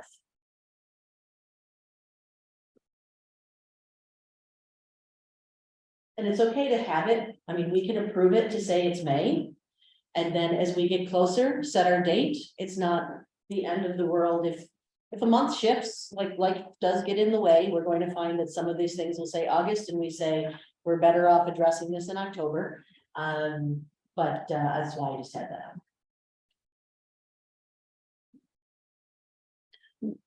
I'm kind of skirting to these really quickly, but be sure to stop me if you have questions, okay? I do want to point out OE 2.4, the actual name of that report is the Annual Respectful Workplaces Compliance Report. And it's only listed for January. So when we get to this document, which is the annual plan, we're going to have to move it. So, then I guess 2.6, 2.7 are fairly obvious. 2.8. Sabrina, you want to comment on that one? It's it's a project we've identified for some time now. Because there was a request from a counselor for better identification of what the return on investment is and social value of the library. And there's a template for helping the library pull that information together without going through a lot of individual agony trying to work that out. And Sabrina can give us an update on that. So the social return on investment report was designed a number of years back, but it was designed for the northern libraries. And we found that the numbers, the formulas that were in the sheet that auto-calculated for you just didn't meet a library that wasn't in the far north. It felt very elevated to a point where I couldn't stand behind some of the numbers. So the closure of the Ontario Library Service North and the Southern Ontario Library Service to form one entity, which is now OLS, the Ontario Library Service. This was one of the items that a few of us, including myself, kept coming back to them saying, you need to update this because those of us in the South need the same information, but we can't stand behind the same formulas that you use. They were bookmarked for, running a program in the near north, and north is a different price point to bring in a speaker is what we would be doing. So that's something that for the past year, they've been working with a research institute to update that. I'm on the committee, and we just saw the template first draft yesterday, made some additional changes that they'll be bringing back. They anticipate it will be done in April. And that's about the same time that all of our annual survey statistics are gathered for the ministry and we provided to them. So a lot of that information is using things that we know we're going to have those stats for so that they can be plugged into formulas. So this is something that for a number of years it said we wanted to do. I actually started redoing the formulas at one point to make the template ourselves and take out the tombstone numbers so we could put in our own numbers. But when we finally got movement, we stopped. So this is something that I think the board has asked now for 3 years, and it is now finally being done for a provincial product. And importantly, it will have then been designed by an external statistician company that at least you can, like last time it was Rotman School of Business, that you can say, this was created by, it's not like I just came up with numbers. But the ultimate purpose of this is to show that for every dollar invested by our community, what is it that we are giving back to the community? Because we know a dollar into a charitable, non-for-profit, social enterprise does not just give a dollar back. So we're trying to show that social return on investment, which is a fairly new concept, about 5 years old now. Of not just looking at business models, but how do we start to measure other impacts? So looking forward to getting that, and we have it here for June. Because they assume it'll be ready for April. And it will take us. Completing it will be a month or? I anticipate by time I get it, it'll probably take about 2 weeks to have that. So that'll come to the next board meeting. At that point, you will approve it, and then whenever it's approved, then we will present that to council as well. So that there is a second public aspect to that. So I have it as June. There's a possibility it's later, if they're later getting it out, but as soon as they get it, we will plug and we'll have our numbers ready to input into it within about 3 weeks. So it's completely now just sitting on the completion of the template.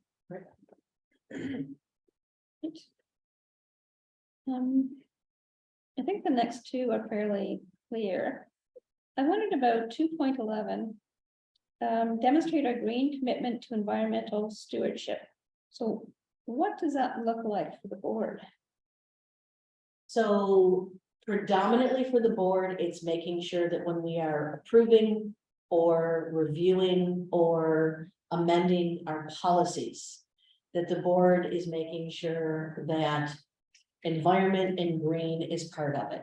So, I mean, I made the simple comment earlier that our facility does not have a water fountain, which is simple. I mean, it's an easy thing from an advocacy standpoint, but we are a community who fights hard against single-use plastics. But where do you get water in our building? You cannot fill a water bottle because even the bathroom sinks are too low. So pre-COVID, people would hand us the water bottles, we would fill them up. Now we're not doing that because of just the additional concerns with COVID. But, you know, advocating and pushing, and when someone says, well, that seemed like a lot of work to move the water from this area to this area. But how can we say that we want to have A, the best drinking water in North America, and B, no single-use plastics, but make sure you bring in your own disposable water because you can't fill it when you get here. There are public health restrictions against water fountains too, though. So, you know, have to make sure. Oh, you and get you're, one. you're looking for a water bottle filler, not a drink. I called it fountain earlier. Yes. The one yes, fountain. Fill it, you're just, yes, fill it. Put your Oh, glass. okay. Yep. Yeah. Yep. No, They're in all the schools. Yeah, so that's what we're looking to do is they used to have the button that you Yeah. have the water fountain and that Mhm. now they're all flush into the wall. You put it in and it even tells you with a little number at the top, you know, this item has saved how many plastic bottles from going into a landfill by how many bottles, how many liters of water you filled, they can calculate. oh, I didn't know. Yeah.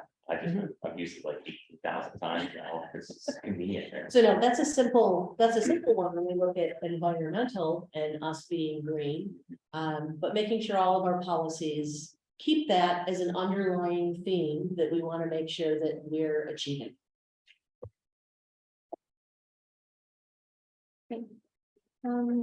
Flipping the page, I think the OE 3.1 and 3.2 are clear. We just discussed some of that earlier. Next item for the board is 4.2. Hold semi-annual informal coffee meetings with board member and council members. This is something that the last board started to do. We actually signed a one-on-one relationship, and in my case, mine was the mayor. And the point was that, you get together and everyone was a little bit reluctant to start with. But it was really interesting how it shifted because mostly meetings were, let's meet for coffee in town someplace and just, interpersonal conversation and get to know people. And then, some of the, conversations would shift and get more information on something that maybe something was coming up with council. I mean, I'm not sure that was true. I'm not sure what's allowed. But it was a good way to establish a good, Working. avenue of conversation and communication. And it wasn't lobby. It's not lobbying. And that was the one concern that some board members thought, well, no, like it's inappropriate to lobby. We're like, no, we're not lobbying. We're getting to know our council. We're getting to know the issues that council has. We're getting to learn who people are as human beings and not just a counselor. We're not meeting for a meeting with your counselor. It's you as a resident having a conversation with another resident who happens to be a leader in your community. Here to listen. Beg your pardon? We're here to listen. Well, and I thought it might be hard getting a meeting, and a lot of times, no, that's part of what we do. Oh, good. Yeah, so it was very, I thought it was really useful, and that would be something I'd like to see maybe even on the February agenda to talk about who we might want to connect with. That works for people. Yeah. I think the next one, looking down, is 5.1.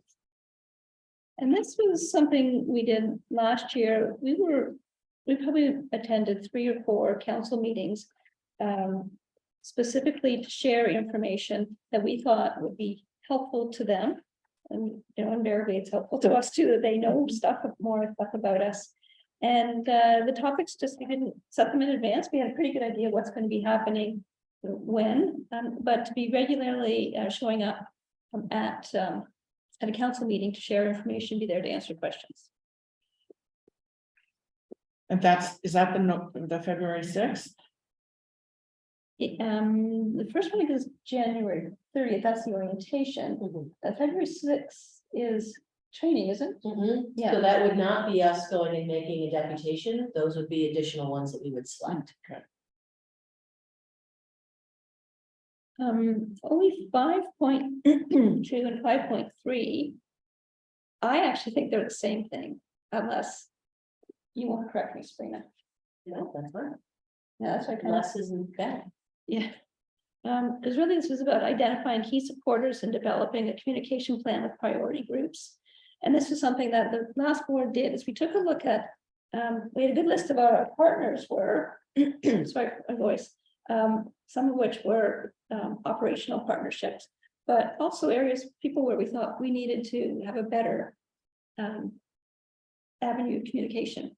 And we identified groups sort of with a green light, yellow light, red light. These are people who are clearly supporters, or groups that are clearly supporters. These are groups that may or may not be, and here are some that we have challenges with. And then figure out what would be our approach to each of those, and how do we move people, if they're red right now, make them at least yellow and hopefully to green, because we're sharing information and we're working to develop the partnership and advance everybody's priorities. So that's something we as a last board put in as a proposal for this board, is that we need to continue with that work. And what I don't know is whether we thought the developed advocacy plan was an additional item to that, or we just sort of labeled it in 2 different ways. No, maybe it was just labeled 2 different ways. So I can renumber these and drop 2. Drop 5.2 and we have 5.3. Okay. So as Sabrina identified at the beginning, this is really the actions that we will take in this year to try and achieve a portion of these items. So that's kind of the context. So that's why the agenda is actually structured around each of these. So my gut question is, do you feel you're in a position to approve this at this meeting, or would you rather sleep on it for the next month and come back and approve it next meeting? for revise and approve next meeting. Yeah, I think there's been a lot of work done on it. Yes. And we'll probably have more input into the one at the end of the year, and we've actually worked with you for a year, I agree. so. I think You've done a yeah, lot of work, Yeah. and I think we should try and follow through, and then we can make some decisions at the end of the year. Yeah, yeah, And we can still tweak it a little Yeah. bit if necessary. Yeah. We want to honor what we've done. Yeah, no, and it's a living document. yeah, So we report on this every month. And certainly there's going to be some that we might get to May and go, this isn't gonna happen this year, and this is why. And there's nothing wrong with that. It's not a failure to say this isn't going to happen. And there may be something along the way that we say, this is a really key thing that has shown up. I mean, obviously, we had one going into January of 2020. It changed. Yes. And some things were added, and I think we had 18 that we just said nope, and we just said pandemic, gone. Because we weren't gonna have meetings that were gathered. And we found other ways to do something. So it is a living document. We try to live by it. It doesn't mean that we should approve it and say we're gonna disregard it. But at the same point, it's a living document that if we find something needs to be added, or we need to rethink the way we're doing it, or the month that we're doing it in, that just becomes part of the Yeah. report. I'd like to move that in order to respect the previous board that we approve the action plan of 2023. I'll second that. Joanne, any other discussion? Seeing none, all in favor? Great, that's carried. Thank you very much.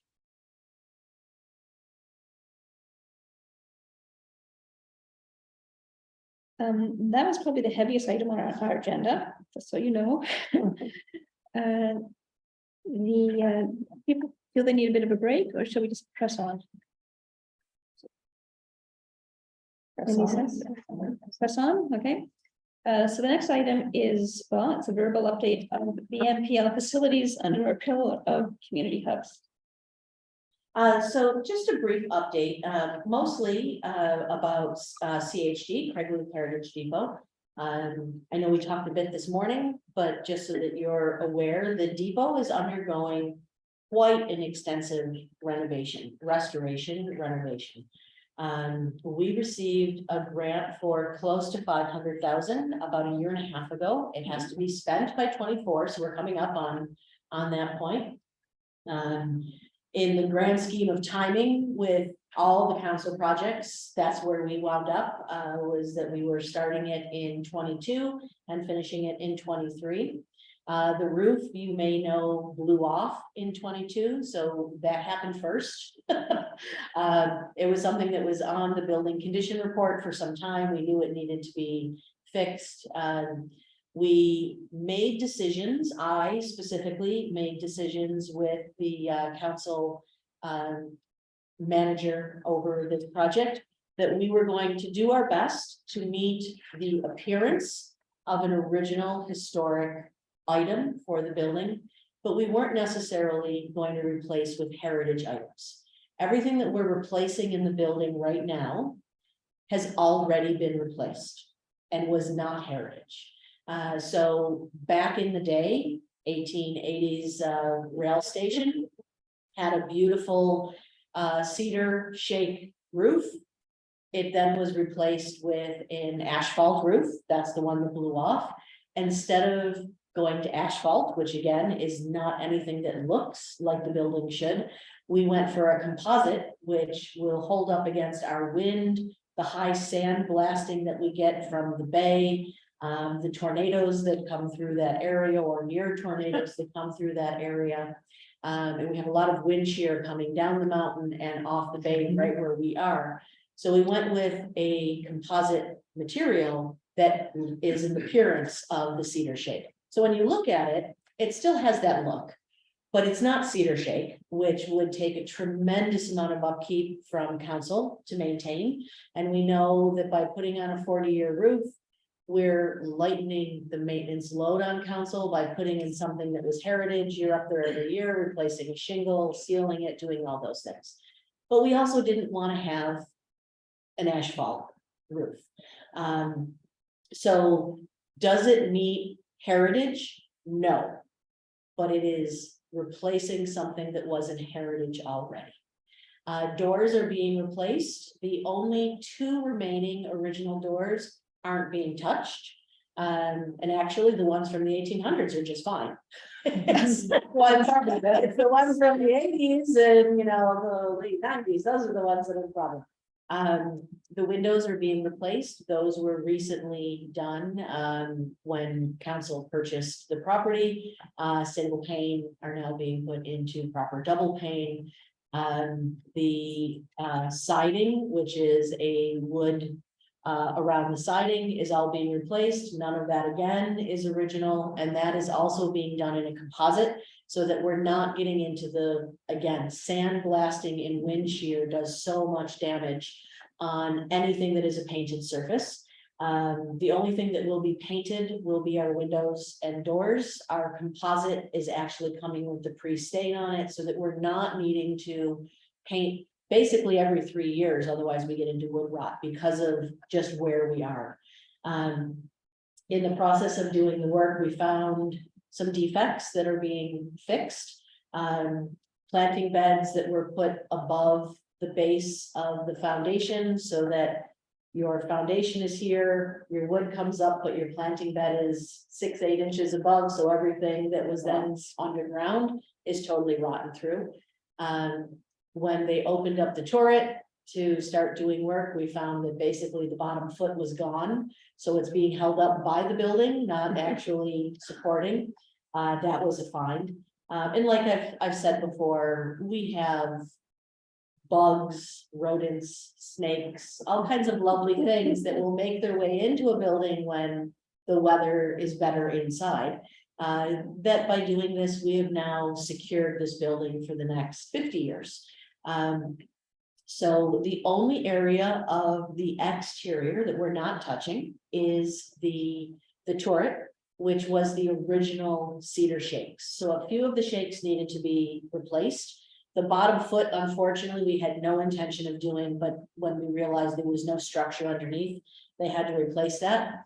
They did sandblast that because there was so many layers of paint along the way, and the color is quite different.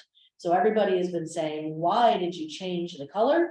The color of the depot was actually based on the restaurant, the depot, not on the rail station. So the rail station was originally a Grand Trunk Railroad, which would have been a green, mossy, creamy color with a cream yellowish color on the top. So that's the two-tone that we have. It later became a CN rail station, which is bright red. Nobody wanted that. So we went to the heritage color. It's a better color than going to the later color. But that is why the depot's color has changed. I know it's iconic and so many people think of it as being, since the 80s, this has been the color. But that was based on a restaurant, not on what its heritage is about, is the rail station. So we did go back to a similar color, again, 1800s, nobody knows exactly what the color would be. We did find some flecks of paint as they were doing some pieces, but there's many layers on there of flecks of paint. So that is what the color combination is. The depot unfortunately had to be closed during this time. It's just impossible to do the work safely and still have people entering. As soon as the work is completed on the outside, we have requested that council clear the company out when they're done. They'll be coming back to do windows and doors in April. So we won't open the museum part of it, but we've asked that they clear the company out of the building so that we can at least start doing holds pickup and start having safe entry for people at least into that front area. That would give us access to open our washrooms up again to the public, which on the trail is a huge part of what we do. Walkers, bikers really appreciate having access to water, having access to a washroom, having access just to a place to sit down if you've overdone yourself and you need a break. And then library services, not for browsing, but at least holds pickup. Currently, everything is shut down and it's all here. Our staff are still working. They've taken the opportunity to really dig into the collection and into the archives in the storage areas, so they're loving that. Because they are uninterrupted, just being archivists again, which they're loving, but we are looking forward to opening back up to the public. So that is just an update on the depot end of things. Here at Ellie Shore, we have a few projects that are going to be happening. We have been in the process of getting our AGCO, Alcohol Gaming Commission of Ontario, license to be a licensed venue here. It would only be the gallery, not the whole structure. We've been spending a lot of money on special occasion permits. And in part, it's because we didn't pass before based on our kitchenette. Since the pandemic, they've changed some of the regulations, and our dishwasher now counts as making us a kitchenette for servery. Not for cooking food and doing that level of kitchen, but for a servery, we can't. So that was our last hold up in getting there. It will save us money in the end, which is really what it was all about, is knowing that when we have our licensed receptions for the gallery, we're not spending $500 a month on insurance and a permit when we can spend $1,800 over 4 years. And that's really, you know, it was just an economic piece. The board had talked about doing that about 4 years ago. And like I said, until the change happened with COVID, we didn't qualify. So that is why we moved forward with that piece now. We are currently under review, and that's why there are documents around our building that say we are currently being reviewed as a licensed venue. It's restricted. It doesn't mean that you're going to be able to come here on Tuesday and grab a glass of wine. It's about doing programs in the gallery locked down. So if anybody was wondering what that means, it is very specific to programs. The library also has a number of projects on the go that the town is doing for us. For your information, our facilities are owned by the town. They do all maintenance for us. So it's not in our budget when they replace windows or doors or electrical. Those are all the things that they do as the owners of the facility. Our barreled roofs are about 30 feet in the air. And if you know anything about heating, heat rises. So the ceiling right now, even though it's about 20 degrees down here, is probably closer to 40. So all of our heat is going up, which is of course a waste of money. So the simple aspect of bringing fans into our ceilings will help with heating costs. Again, it's not on our budget, the heating, it's on the town's. But A, it meets our environmental impact that we have said we want to strive for. And B, there is only one wallet in the community, the tax dollars of our ratepayers. So we want to make sure that we're doing the best that we can on it. So that's something we worked with the town to do that. A project that was slated to be done last year that didn't happen was the story tower, actually lowering the story tower. Not significantly, but it would visibly be a different facade outside. When they built the story tower, they did not build to today's standards, obviously, 1994. There's no permeation on the inside. So when the water comes in, it comes right down the story tower through the inside between the drywall and between all of the interior rock. So the opportunity for mold and for other things is extensive. So when we worked with the town and companies that came in and gave us some estimates on what was the best way to do this, obviously we can do major renovations and put that in from the inside, but that really doesn't make sense. So lowering it to the roof between the two barrels allows them to take the flat roof and go straight across the top, which then would properly seal that. So it is about, 4 to 6 feet down. It wouldn't impact it when you're standing in the building, but it would look different from the outside. And we do know the story tower is beloved. So we've tried to put that out to the public that one day this will happen when it's in the town's budget and they're ready to move forward. And it is for the best interest of the longevity of the building. There are other ways to do it that don't touch the facade, but certainly from an economic standpoint, it is the way to do that. And then the other thing is our windows, all of our windows are slated to be replaced in this building. The ones at the very front by the staff area were done in about 2015. The intention was 2019 would be the front of the building, 2020 would be the side of the building, and 21 would be along the courtyard. Everything kind of has been pushed back, and then the pandemic really pushed it back. So we're now at a point where we have a lot of damage to our windows, wood rot, water coming in, things like that. So the windows on Napier Street will be done this year. Those are part of the town's budget. They were going to split the windows in half, but they've determined that if they only did half on the same side, we might run into an issue if the same company or same product isn't there. At least if it's then the front that doesn't look exactly the same as the side, you don't look and say, this window is different from that window. So that will be done this year.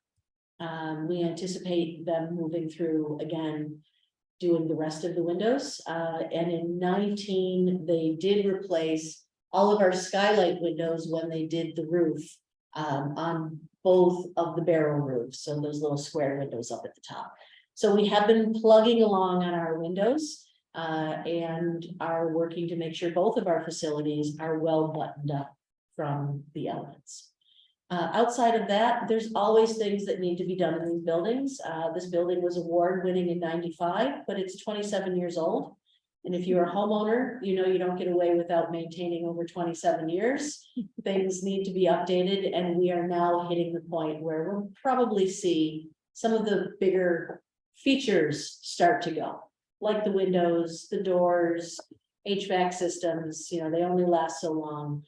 So we are working closely with the town to make sure that there is a strong maintenance program in place, so it doesn't turn into a huge project where a multitude of things need to be done at once. And like I mentioned in our orientation earlier, in 2018, there were 2 studies done of both of our facilities with all of the facilities across the town. So there are plans in place that council have on what is the life expectancy of various pieces in our building, and we're trying to keep to that schedule. Any questions for Sabrina? Did I understand you to say, oh, let me put it this way, when does CHD reopen? Well, we hoped it was going to be 2 weeks. Yeah, So hence it's my question. been 2.5 months. They are putting the exterior on now. It could be by the end of the month. They will then reclose in April when they do the windows and doors. My hope is that we have the opportunity to open between now and then and not stay closed right through. However, they have removed all of the windows and put boards up over the windows. So for that reason, the museum is not accessible because we've had to move everything away from walls and it's no longer set. Gotcha. And many of those things we actually took completely off of the first floor because they don't do well with changing temperature, all of the things that happen, and we put them into safe storage downstairs. So that's why you said there'd be limited opening. Yes, I Okay. don't anticipate that the old part of the building where the collections were will be accessible until the project is 100% complete. Thank you. Moving on to G3, which is empowering services and CEO service update for January. So this is a report that my team pulls together with me each month. I'll explain a bit about what we put in here, and this is something that you direct what you would like to see. So this is based on the previous board's interests, and you may find in a month or two that there's things that you're not seeing that you'd like to just say, and we will adjust it. So we always deal with an area of usage. Because we didn't meet in December, it's November and December. And because of that, you're getting 2 months. Usually there's only 3 columns. It's a little bit neater to look at. So the last month. And then your year-to-date current, and then a year ago's comparator. So if this was for November, it would have been November 22, November 21, and year-to-date for November, so that you have sort of an idea of how we're looking. This month's a bit different because it has sort of the comparative between both years and multiple months, just because of our meeting. Is that a yearly, when it says year to date, but I'm assuming the year to date 2022 is the total 12 months? Yes. So the year-to-date 22, our active users is always a little bit weird because the active users are always what the current number is. Our circulation, we had 4,500 plus circulations in December and a total of close to 59,000 over the year. I mean, maybe that could just be a little clearer, but. Cause I was just, yeah, I had to figure out what the time frame was, because it's not year to date when it's a full year. But as of next month, it will be a year to date. Right. It's year-to-date given where it is, but you're right, this is actually our total 22 schedule because it happens to be the end of the year as well. So it seems like quite an increase in circulation. I imagine COVID was the driver in 21. It was, the biggest thing with 21 circulation is the schools were not coming. So with the school being gone and us being the de facto library for the next door school, many teachers have little libraries in their classroom, but they come, every classroom comes here for their materials. Even though we were open and they were open, there were limitations on what classrooms were allowed to do in the province, and they did not come to our library. So we saw a significant loss of activities with our children after school, as well as our circulation. Surprisingly, though, there's other things that have gone up. You would think that our virtual programs like BiblioBoard, which is our museum online exhibits, even those have gone up from 21 to 22. And you would think that they would have either been similar or maybe even gone down, because a lot of the virtual have sort of relaxed a bit when everyone was forced in. So that is just an area of growth. Do we have any targets, or are we just happy that they continually go up, or would a library of this size in another community be half of what we achieve? Like, how do we know? Yep, so I will provide statistical comparisons between other libraries and ours when the annual survey information comes out, and that is comparing like size or Okay, people good. that we compare as our targets. And then we have a number of targets that are also in the action plan. Okay, So when we're looking to have 10% or 15% growth or stay equal, I put those numbers in there so that you can see kind of where we are with the numbers, and each month we'll add those into that report so that you can see where we are in the month. Do you separate out virtual programs from in-person programs, or are they all blended in by type, teen, adult, senior, etc.? At this point they're in, we've moved almost back to full on-site programming. For the month of January, February, and March, we're doing a bit of a shift away, just common sense. We know this is the worst time of the year for COVID, so we're trying to limit a bit of that bit. And we'll pick back up again in April as numbers start to go back down again. But I'm not currently breaking out the two. We certainly could if that's something we're looking for. I'm just curious. So those are the numbers that we do. And then we have, and I won't go through all of them, but we have various reports that are highlighting some of the pieces. So from our gallery, E is library services, and that's at both facilities. Obviously, Craigleith is limited at this point. You can see here that we have at the end of the paragraph a run of numbers. So CH Community Hubs 1.2, ES 1.6. This would be from the 22 year, because we haven't passed ours yet.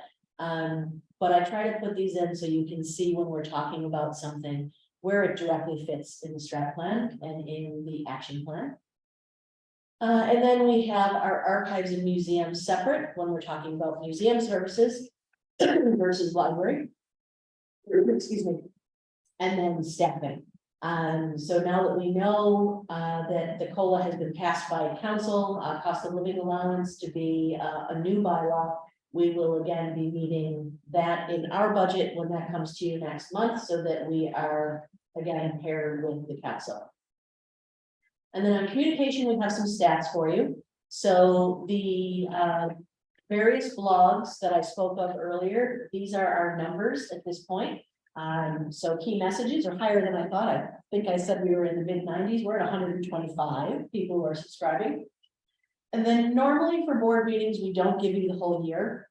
I give you the previous two, just so that it doesn't take up a ton of room. But I thought since this also was the end of the year, it would be good to kind of see where we were. You can see that November went down a bit, but still 31 views on Facebook, 22 views on YouTube. Not everybody watched the entire 2.5 hour meeting.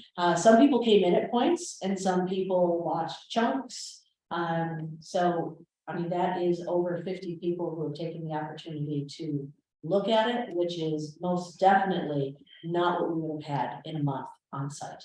So although it's open to the public to come to our physical meetings, I do think that our streaming and our YouTube option is meeting the aspect of transparency, which is one of our core values, as well as just information sharing.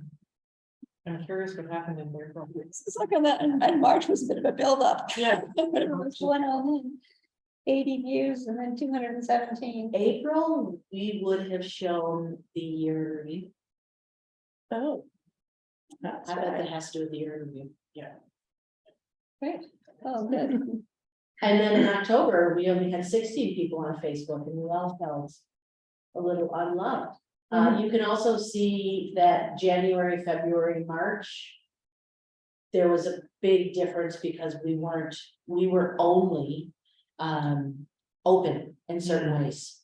And then as summer and spring came along, even though the pandemic was still going, people found other things to do than watch us on the third Yes. Thursday of the month, and the numbers did go down, but they've held pretty steady. So if numbers dropped off to a point where we weren't having this, then we might want to reconsider if it's worth the effort and the time. But as long as we're having, you know, numbers that are above 15 people, which is tremendous compared to what we used to have, I think that we're doing due diligence and it's working. So unless there's questions. Any questions? No, okay. Moving on to G4, organizational excellence. I have nothing to say under chair's report. You've been here as long as I've been chair. So the next one is the agenda and multi-year agendas. And this is this document. And what we have done with this policy is we tried to lay out generally what would happen annually in each month of the board meetings, and then also on a multi-year basis, you know, what might happen year 1 versus year 4, etc. And I would just point out there's a couple of changes to make in this one, because I'm not looking at standard agenda so much as the following page. And the standard agenda actually, sorry, just go back for a second, because it's got the. Oh, never mind, ignore me, move on. So we don't have on this agenda the respectful workplaces compliance report, so we should probably move that to whenever you think it will happen. January, February, March. And we can adjust that from April. We have it as risk assessment report. Same thing? And we've combined the two of them. So we thought that we would have it for January. It will be coming in then. With the risk assessment in April is very similar to the respectful workplaces. So we So can you're recommending basically deleting, delete April. delete April. Delete the risk assessment. And we can put them together for January or February. Well, today's January, right? Yep. So it has to be February. So it has to be February. Yeah, whichever one you want, All right. everything you can do, and you're gonna combine them. Yes. And then under the multi-year. The second bullet is appoint committee members. So this is a question, for you guys, we ended up not having committees. Partly because of COVID, and that everything is board. And, but prior to that, we had, committees structured like this. So again, there'd be two committees, organizational excellence and community hubs. And so there'd be a committee meeting focused on those things. And then if we do decide to have committees, you choose one or the other you'd want to be on. And then the committee itself would then set its meeting dates. I don't think we want to have that discussion today. So I don't know if we know yet enough whether we want to have committees, because you can use either model.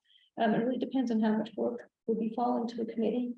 And how much discussion you want to have, or if you want to do it as a full board. So I just like to maybe put that off to say something like March. About that. And as you can see from this, it was also expected that the committee would take a look at the draft action plan and say, oh, we have more things we want to focus on here and might add to that. So that would, that gives us a bit more time with the new board to think about exactly how we want to handle that.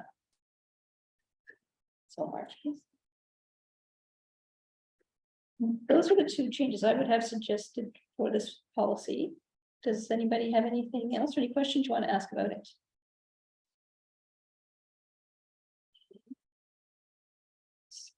So the standard agenda is just that. And then these are things that would occur sort of in addition each month. Or what would fall under it? So for example, the standard agenda might have organizational excellence. And so a policy review would fall under that. Because that's Right. part of how we achieve it. Right. So. I think this will become clear. So, Right, so the first column is the standard annual, that every year it's happening. We make sure to try to break it down so that we don't have crazy months, first of all. It's very easy all of a sudden for things to stack up and you say, oh, we should have done that last month when it was such a light agenda. So it helps me to make sure that my workload is balanced to bring to the board, and that it helps you that you're not going to be here for a 6-hour marathon meeting. It also breaks down with the second column of the multi-year to say, what do we know has to happen in year 1 versus year 2 versus year 3 or 4? For example, in year 2, you review the CEO job fact sheet, so the job description. okay. We know in year 1, you're trying to figure out what you do, let alone what I do. But by year 2, you would have already been through one evaluation of me, and you would have had an entire year on the board. And then you can say, all right, I'm comfortable that now this is the year out of the 4 years that we make sure that your job description is up to date. Certainly, we can bring it forward at any time if there's a major shift in legislation, if there's an equity matter that we need to adjust, if there's, HR law that needs to be involved. But it's on the cycle to happen every 4 years, and it happens in that year on this particular month by February. The everyday agenda is going to be the same. We really don't adjust the agenda other than What this goes under first each, month yeah, is the only one, because we add in that entire section at the beginning that was called C inaugural meeting business. So other than that, this agenda will look the same for the headings. And then it's just going to be in the section for strategic plan that most of our work here will fit onto those types of reports. Okay. And then new business is if something comes up that doesn't fit here, that's where it lives now. no, it's good to have a standard agenda, Yes. I think. Framework keeps us organized. Can I just say under April year 1, we use some examples under receive approved committee action plans. That include language from earlier plans. Ah, Okay, for space plan stakeholder, all that last sentence is unnecessary. So can we have a motion to approve the, this policy, 2018.99.2. Sean, thank you. Seconder? Pat, thank you. Any other discussion? No, all in favor? Okay, thank you, that's approved. I don't think we need, I'm trying to eliminate any of these, like receiving discussions, I don't think you need to receive discussions, you were here to have them. So I want to skip that. There's other business under H1 and H. Continuous improvement. We missed you. Oh, I'm sorry. Oh, yeah, of course. Skip right over. No problem. So the continuous improvement report comes to you every year in January. And it really is one of the many risk analysis documents that come to you. It is written by the Joint Health and Safety Committee. Our management takes a look at it as well. And it is a dual report. One says, this is what we said we were going to do in 22, and this is how we achieved it. And then the other half of it says, and this is what we're going to do in 23. I won't go through all of it, but a few highlights that I want to make. Obviously, the very first goal, and this is a health and safety standard, is to have a healthy and safe workplace where there are 0 injuries and fatalities. Obviously, that is a successful health and safety practice. Critical injuries are what we're always trying to not have. A critical injury is not death. A critical injury, according to health and safety, is head, arms, legs. So broken arm is a critical injury. Doesn't necessarily match up with a health definition of critical injury, but from a workplace safety, it does. The rest of the pieces on there are us really trying to make sure that we are aware, that we are trained. We are under the legal limit of requiring a joint health and safety committee based on our staff. But we made the decision in 2018 to separate out from council's health and safety committee because the needs of our facilities were so specific that it was hard to talk about how to be safe in lifting a fossil when you've got a roads crew who's talking about lifting a manhole. And it was just a different mindset. It didn't mean that it was less arduous or less dangerous, but it wasn't getting the same view as when we are inside of an organization, we understand what we are doing.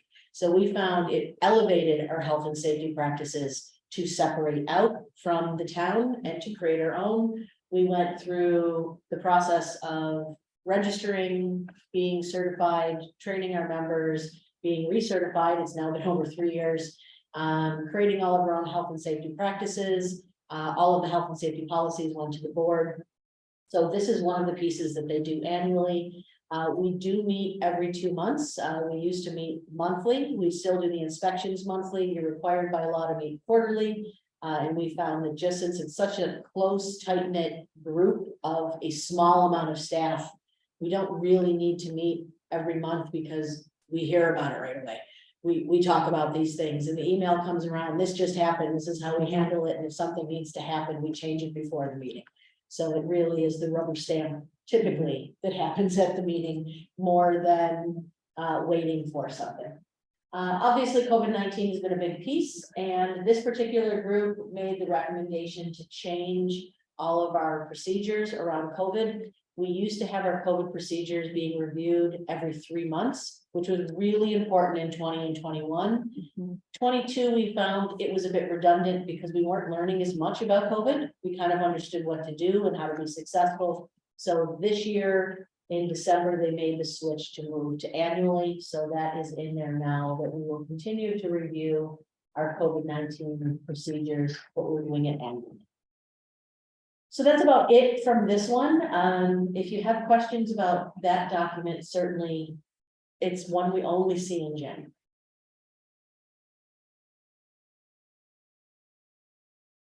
There's one question I had under, I thought on 15, there's a reference to something being unsuccessful Mhm. and.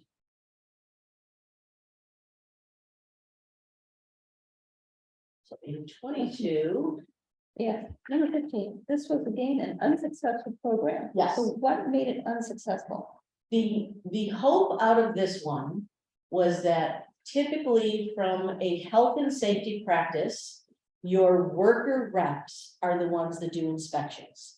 There is an understanding that management may be biased because they're thinking of the bigger picture and they're not thinking of the worker in the environment, which is why workers usually do your monthly inspections.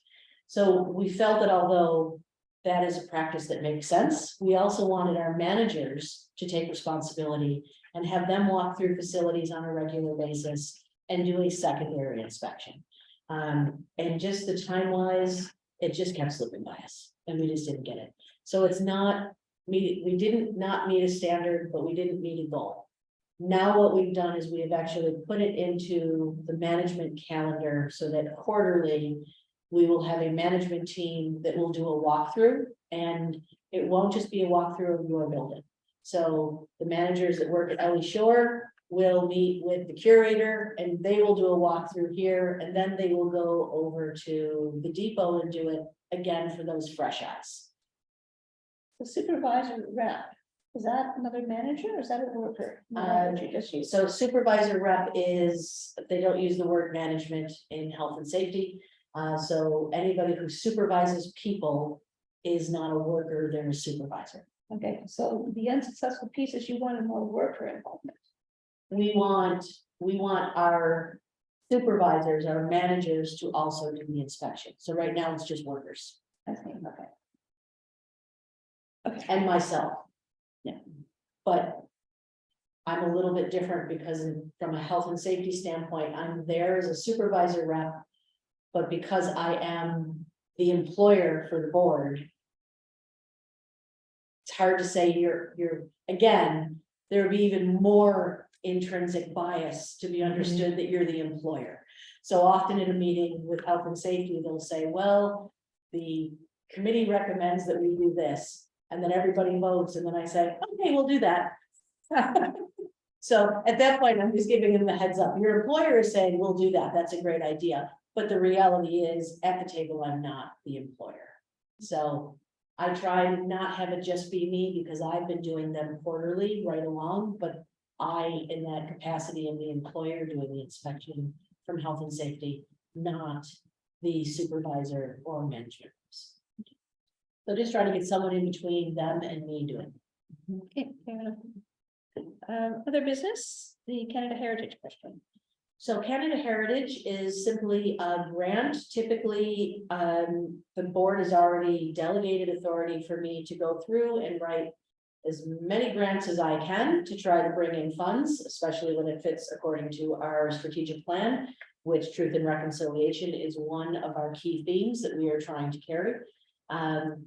Canadian Heritage does require a resolution that just says that the board is aware and is aware that you are applying on behalf. So occasionally you will get me coming forward with those just as the rubber stamp, because we know we need them to be able to put that in. So sorry, I did not have that on there. The grant came to me 2 days ago. But all that I need is a mover and a seconder that this board supports the Canadian Heritage application for Truth and Reconciliation Grant 2023. I'll move. That, moving seconder. Sylvia. Any discussion? All in favor? Carried. And then we have H2 as well. I wrote down. Board Assembly. Board Assembly. Yeah, and I did suggest we may want to wait so we have a bit more information about that. Later on, Mhm. I can bring that next. okay. Great. So typically, though, the board assembly, we appoint one person. We try to have one person do it for the year. Occasionally, we have to have someone do a spring and someone do a fall. They're only twice a year, and they're about 2.5 hours, 3 hours online. And it's usually a Saturday, and we have a few options on which day we can attend. They're broken down by size of community. We use the 15,000, even though our community numbers are still at the 7, because we punch well above our weight class for what our resident numbers are. We go for our population numbers, because that is the population we serve. Okay. Thank you. Roundtable. This is meant to be an opportunity for us to bring any other discussion items. It's kind of like other. And in this case, highlighting a few things. So let's open that for any other discussion.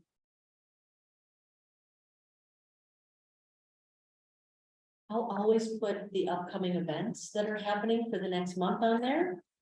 But certainly if you are aware of things that you think board members would be interested in, it's a great opportunity to maybe get board members to attend other things that are happening in the community as well. Okay. So I think we can move on from that. Key messages. So as I think Sabrina has said, she pulls this together in advance as a draft and tries to identify items that we expect to see on this. And it is it's broken down according to draft plans, so community hubs, empowering services, organizational excellence. And I think that that you went through the agenda, I just jotted down some items. I think you probably had mentioned someplace, well, new board and elections held.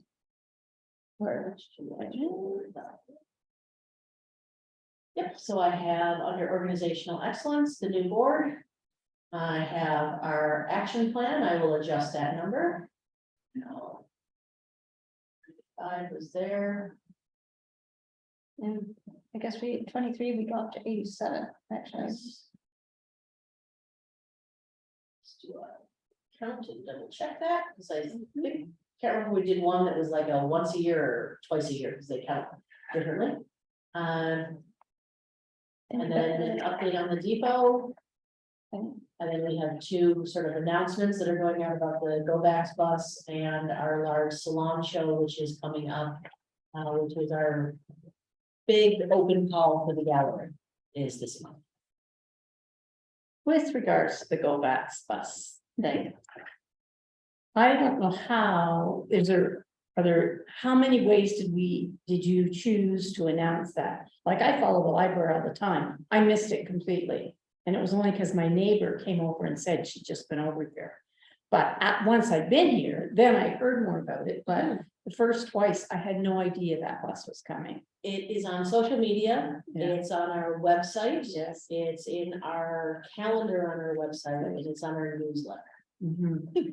Is that great? No, It's just one of those things, I can't believe it, and And then I had to depending on get the all that time stuff. of, the timing of it. The Blue Mountain Review often reprints our Prints it, newsletter yes. in theirs, so. It's when they have more space to be able to Okay. do it, so it's not always on the first, so depending on when it comes in, it might also be picked up in the review. And in that, I think the best thought was also, besides this, is what's that? Comes out every day, Collingwood Today or Mhm. something. Because they didn't have it originally in here. They do now, I've noticed.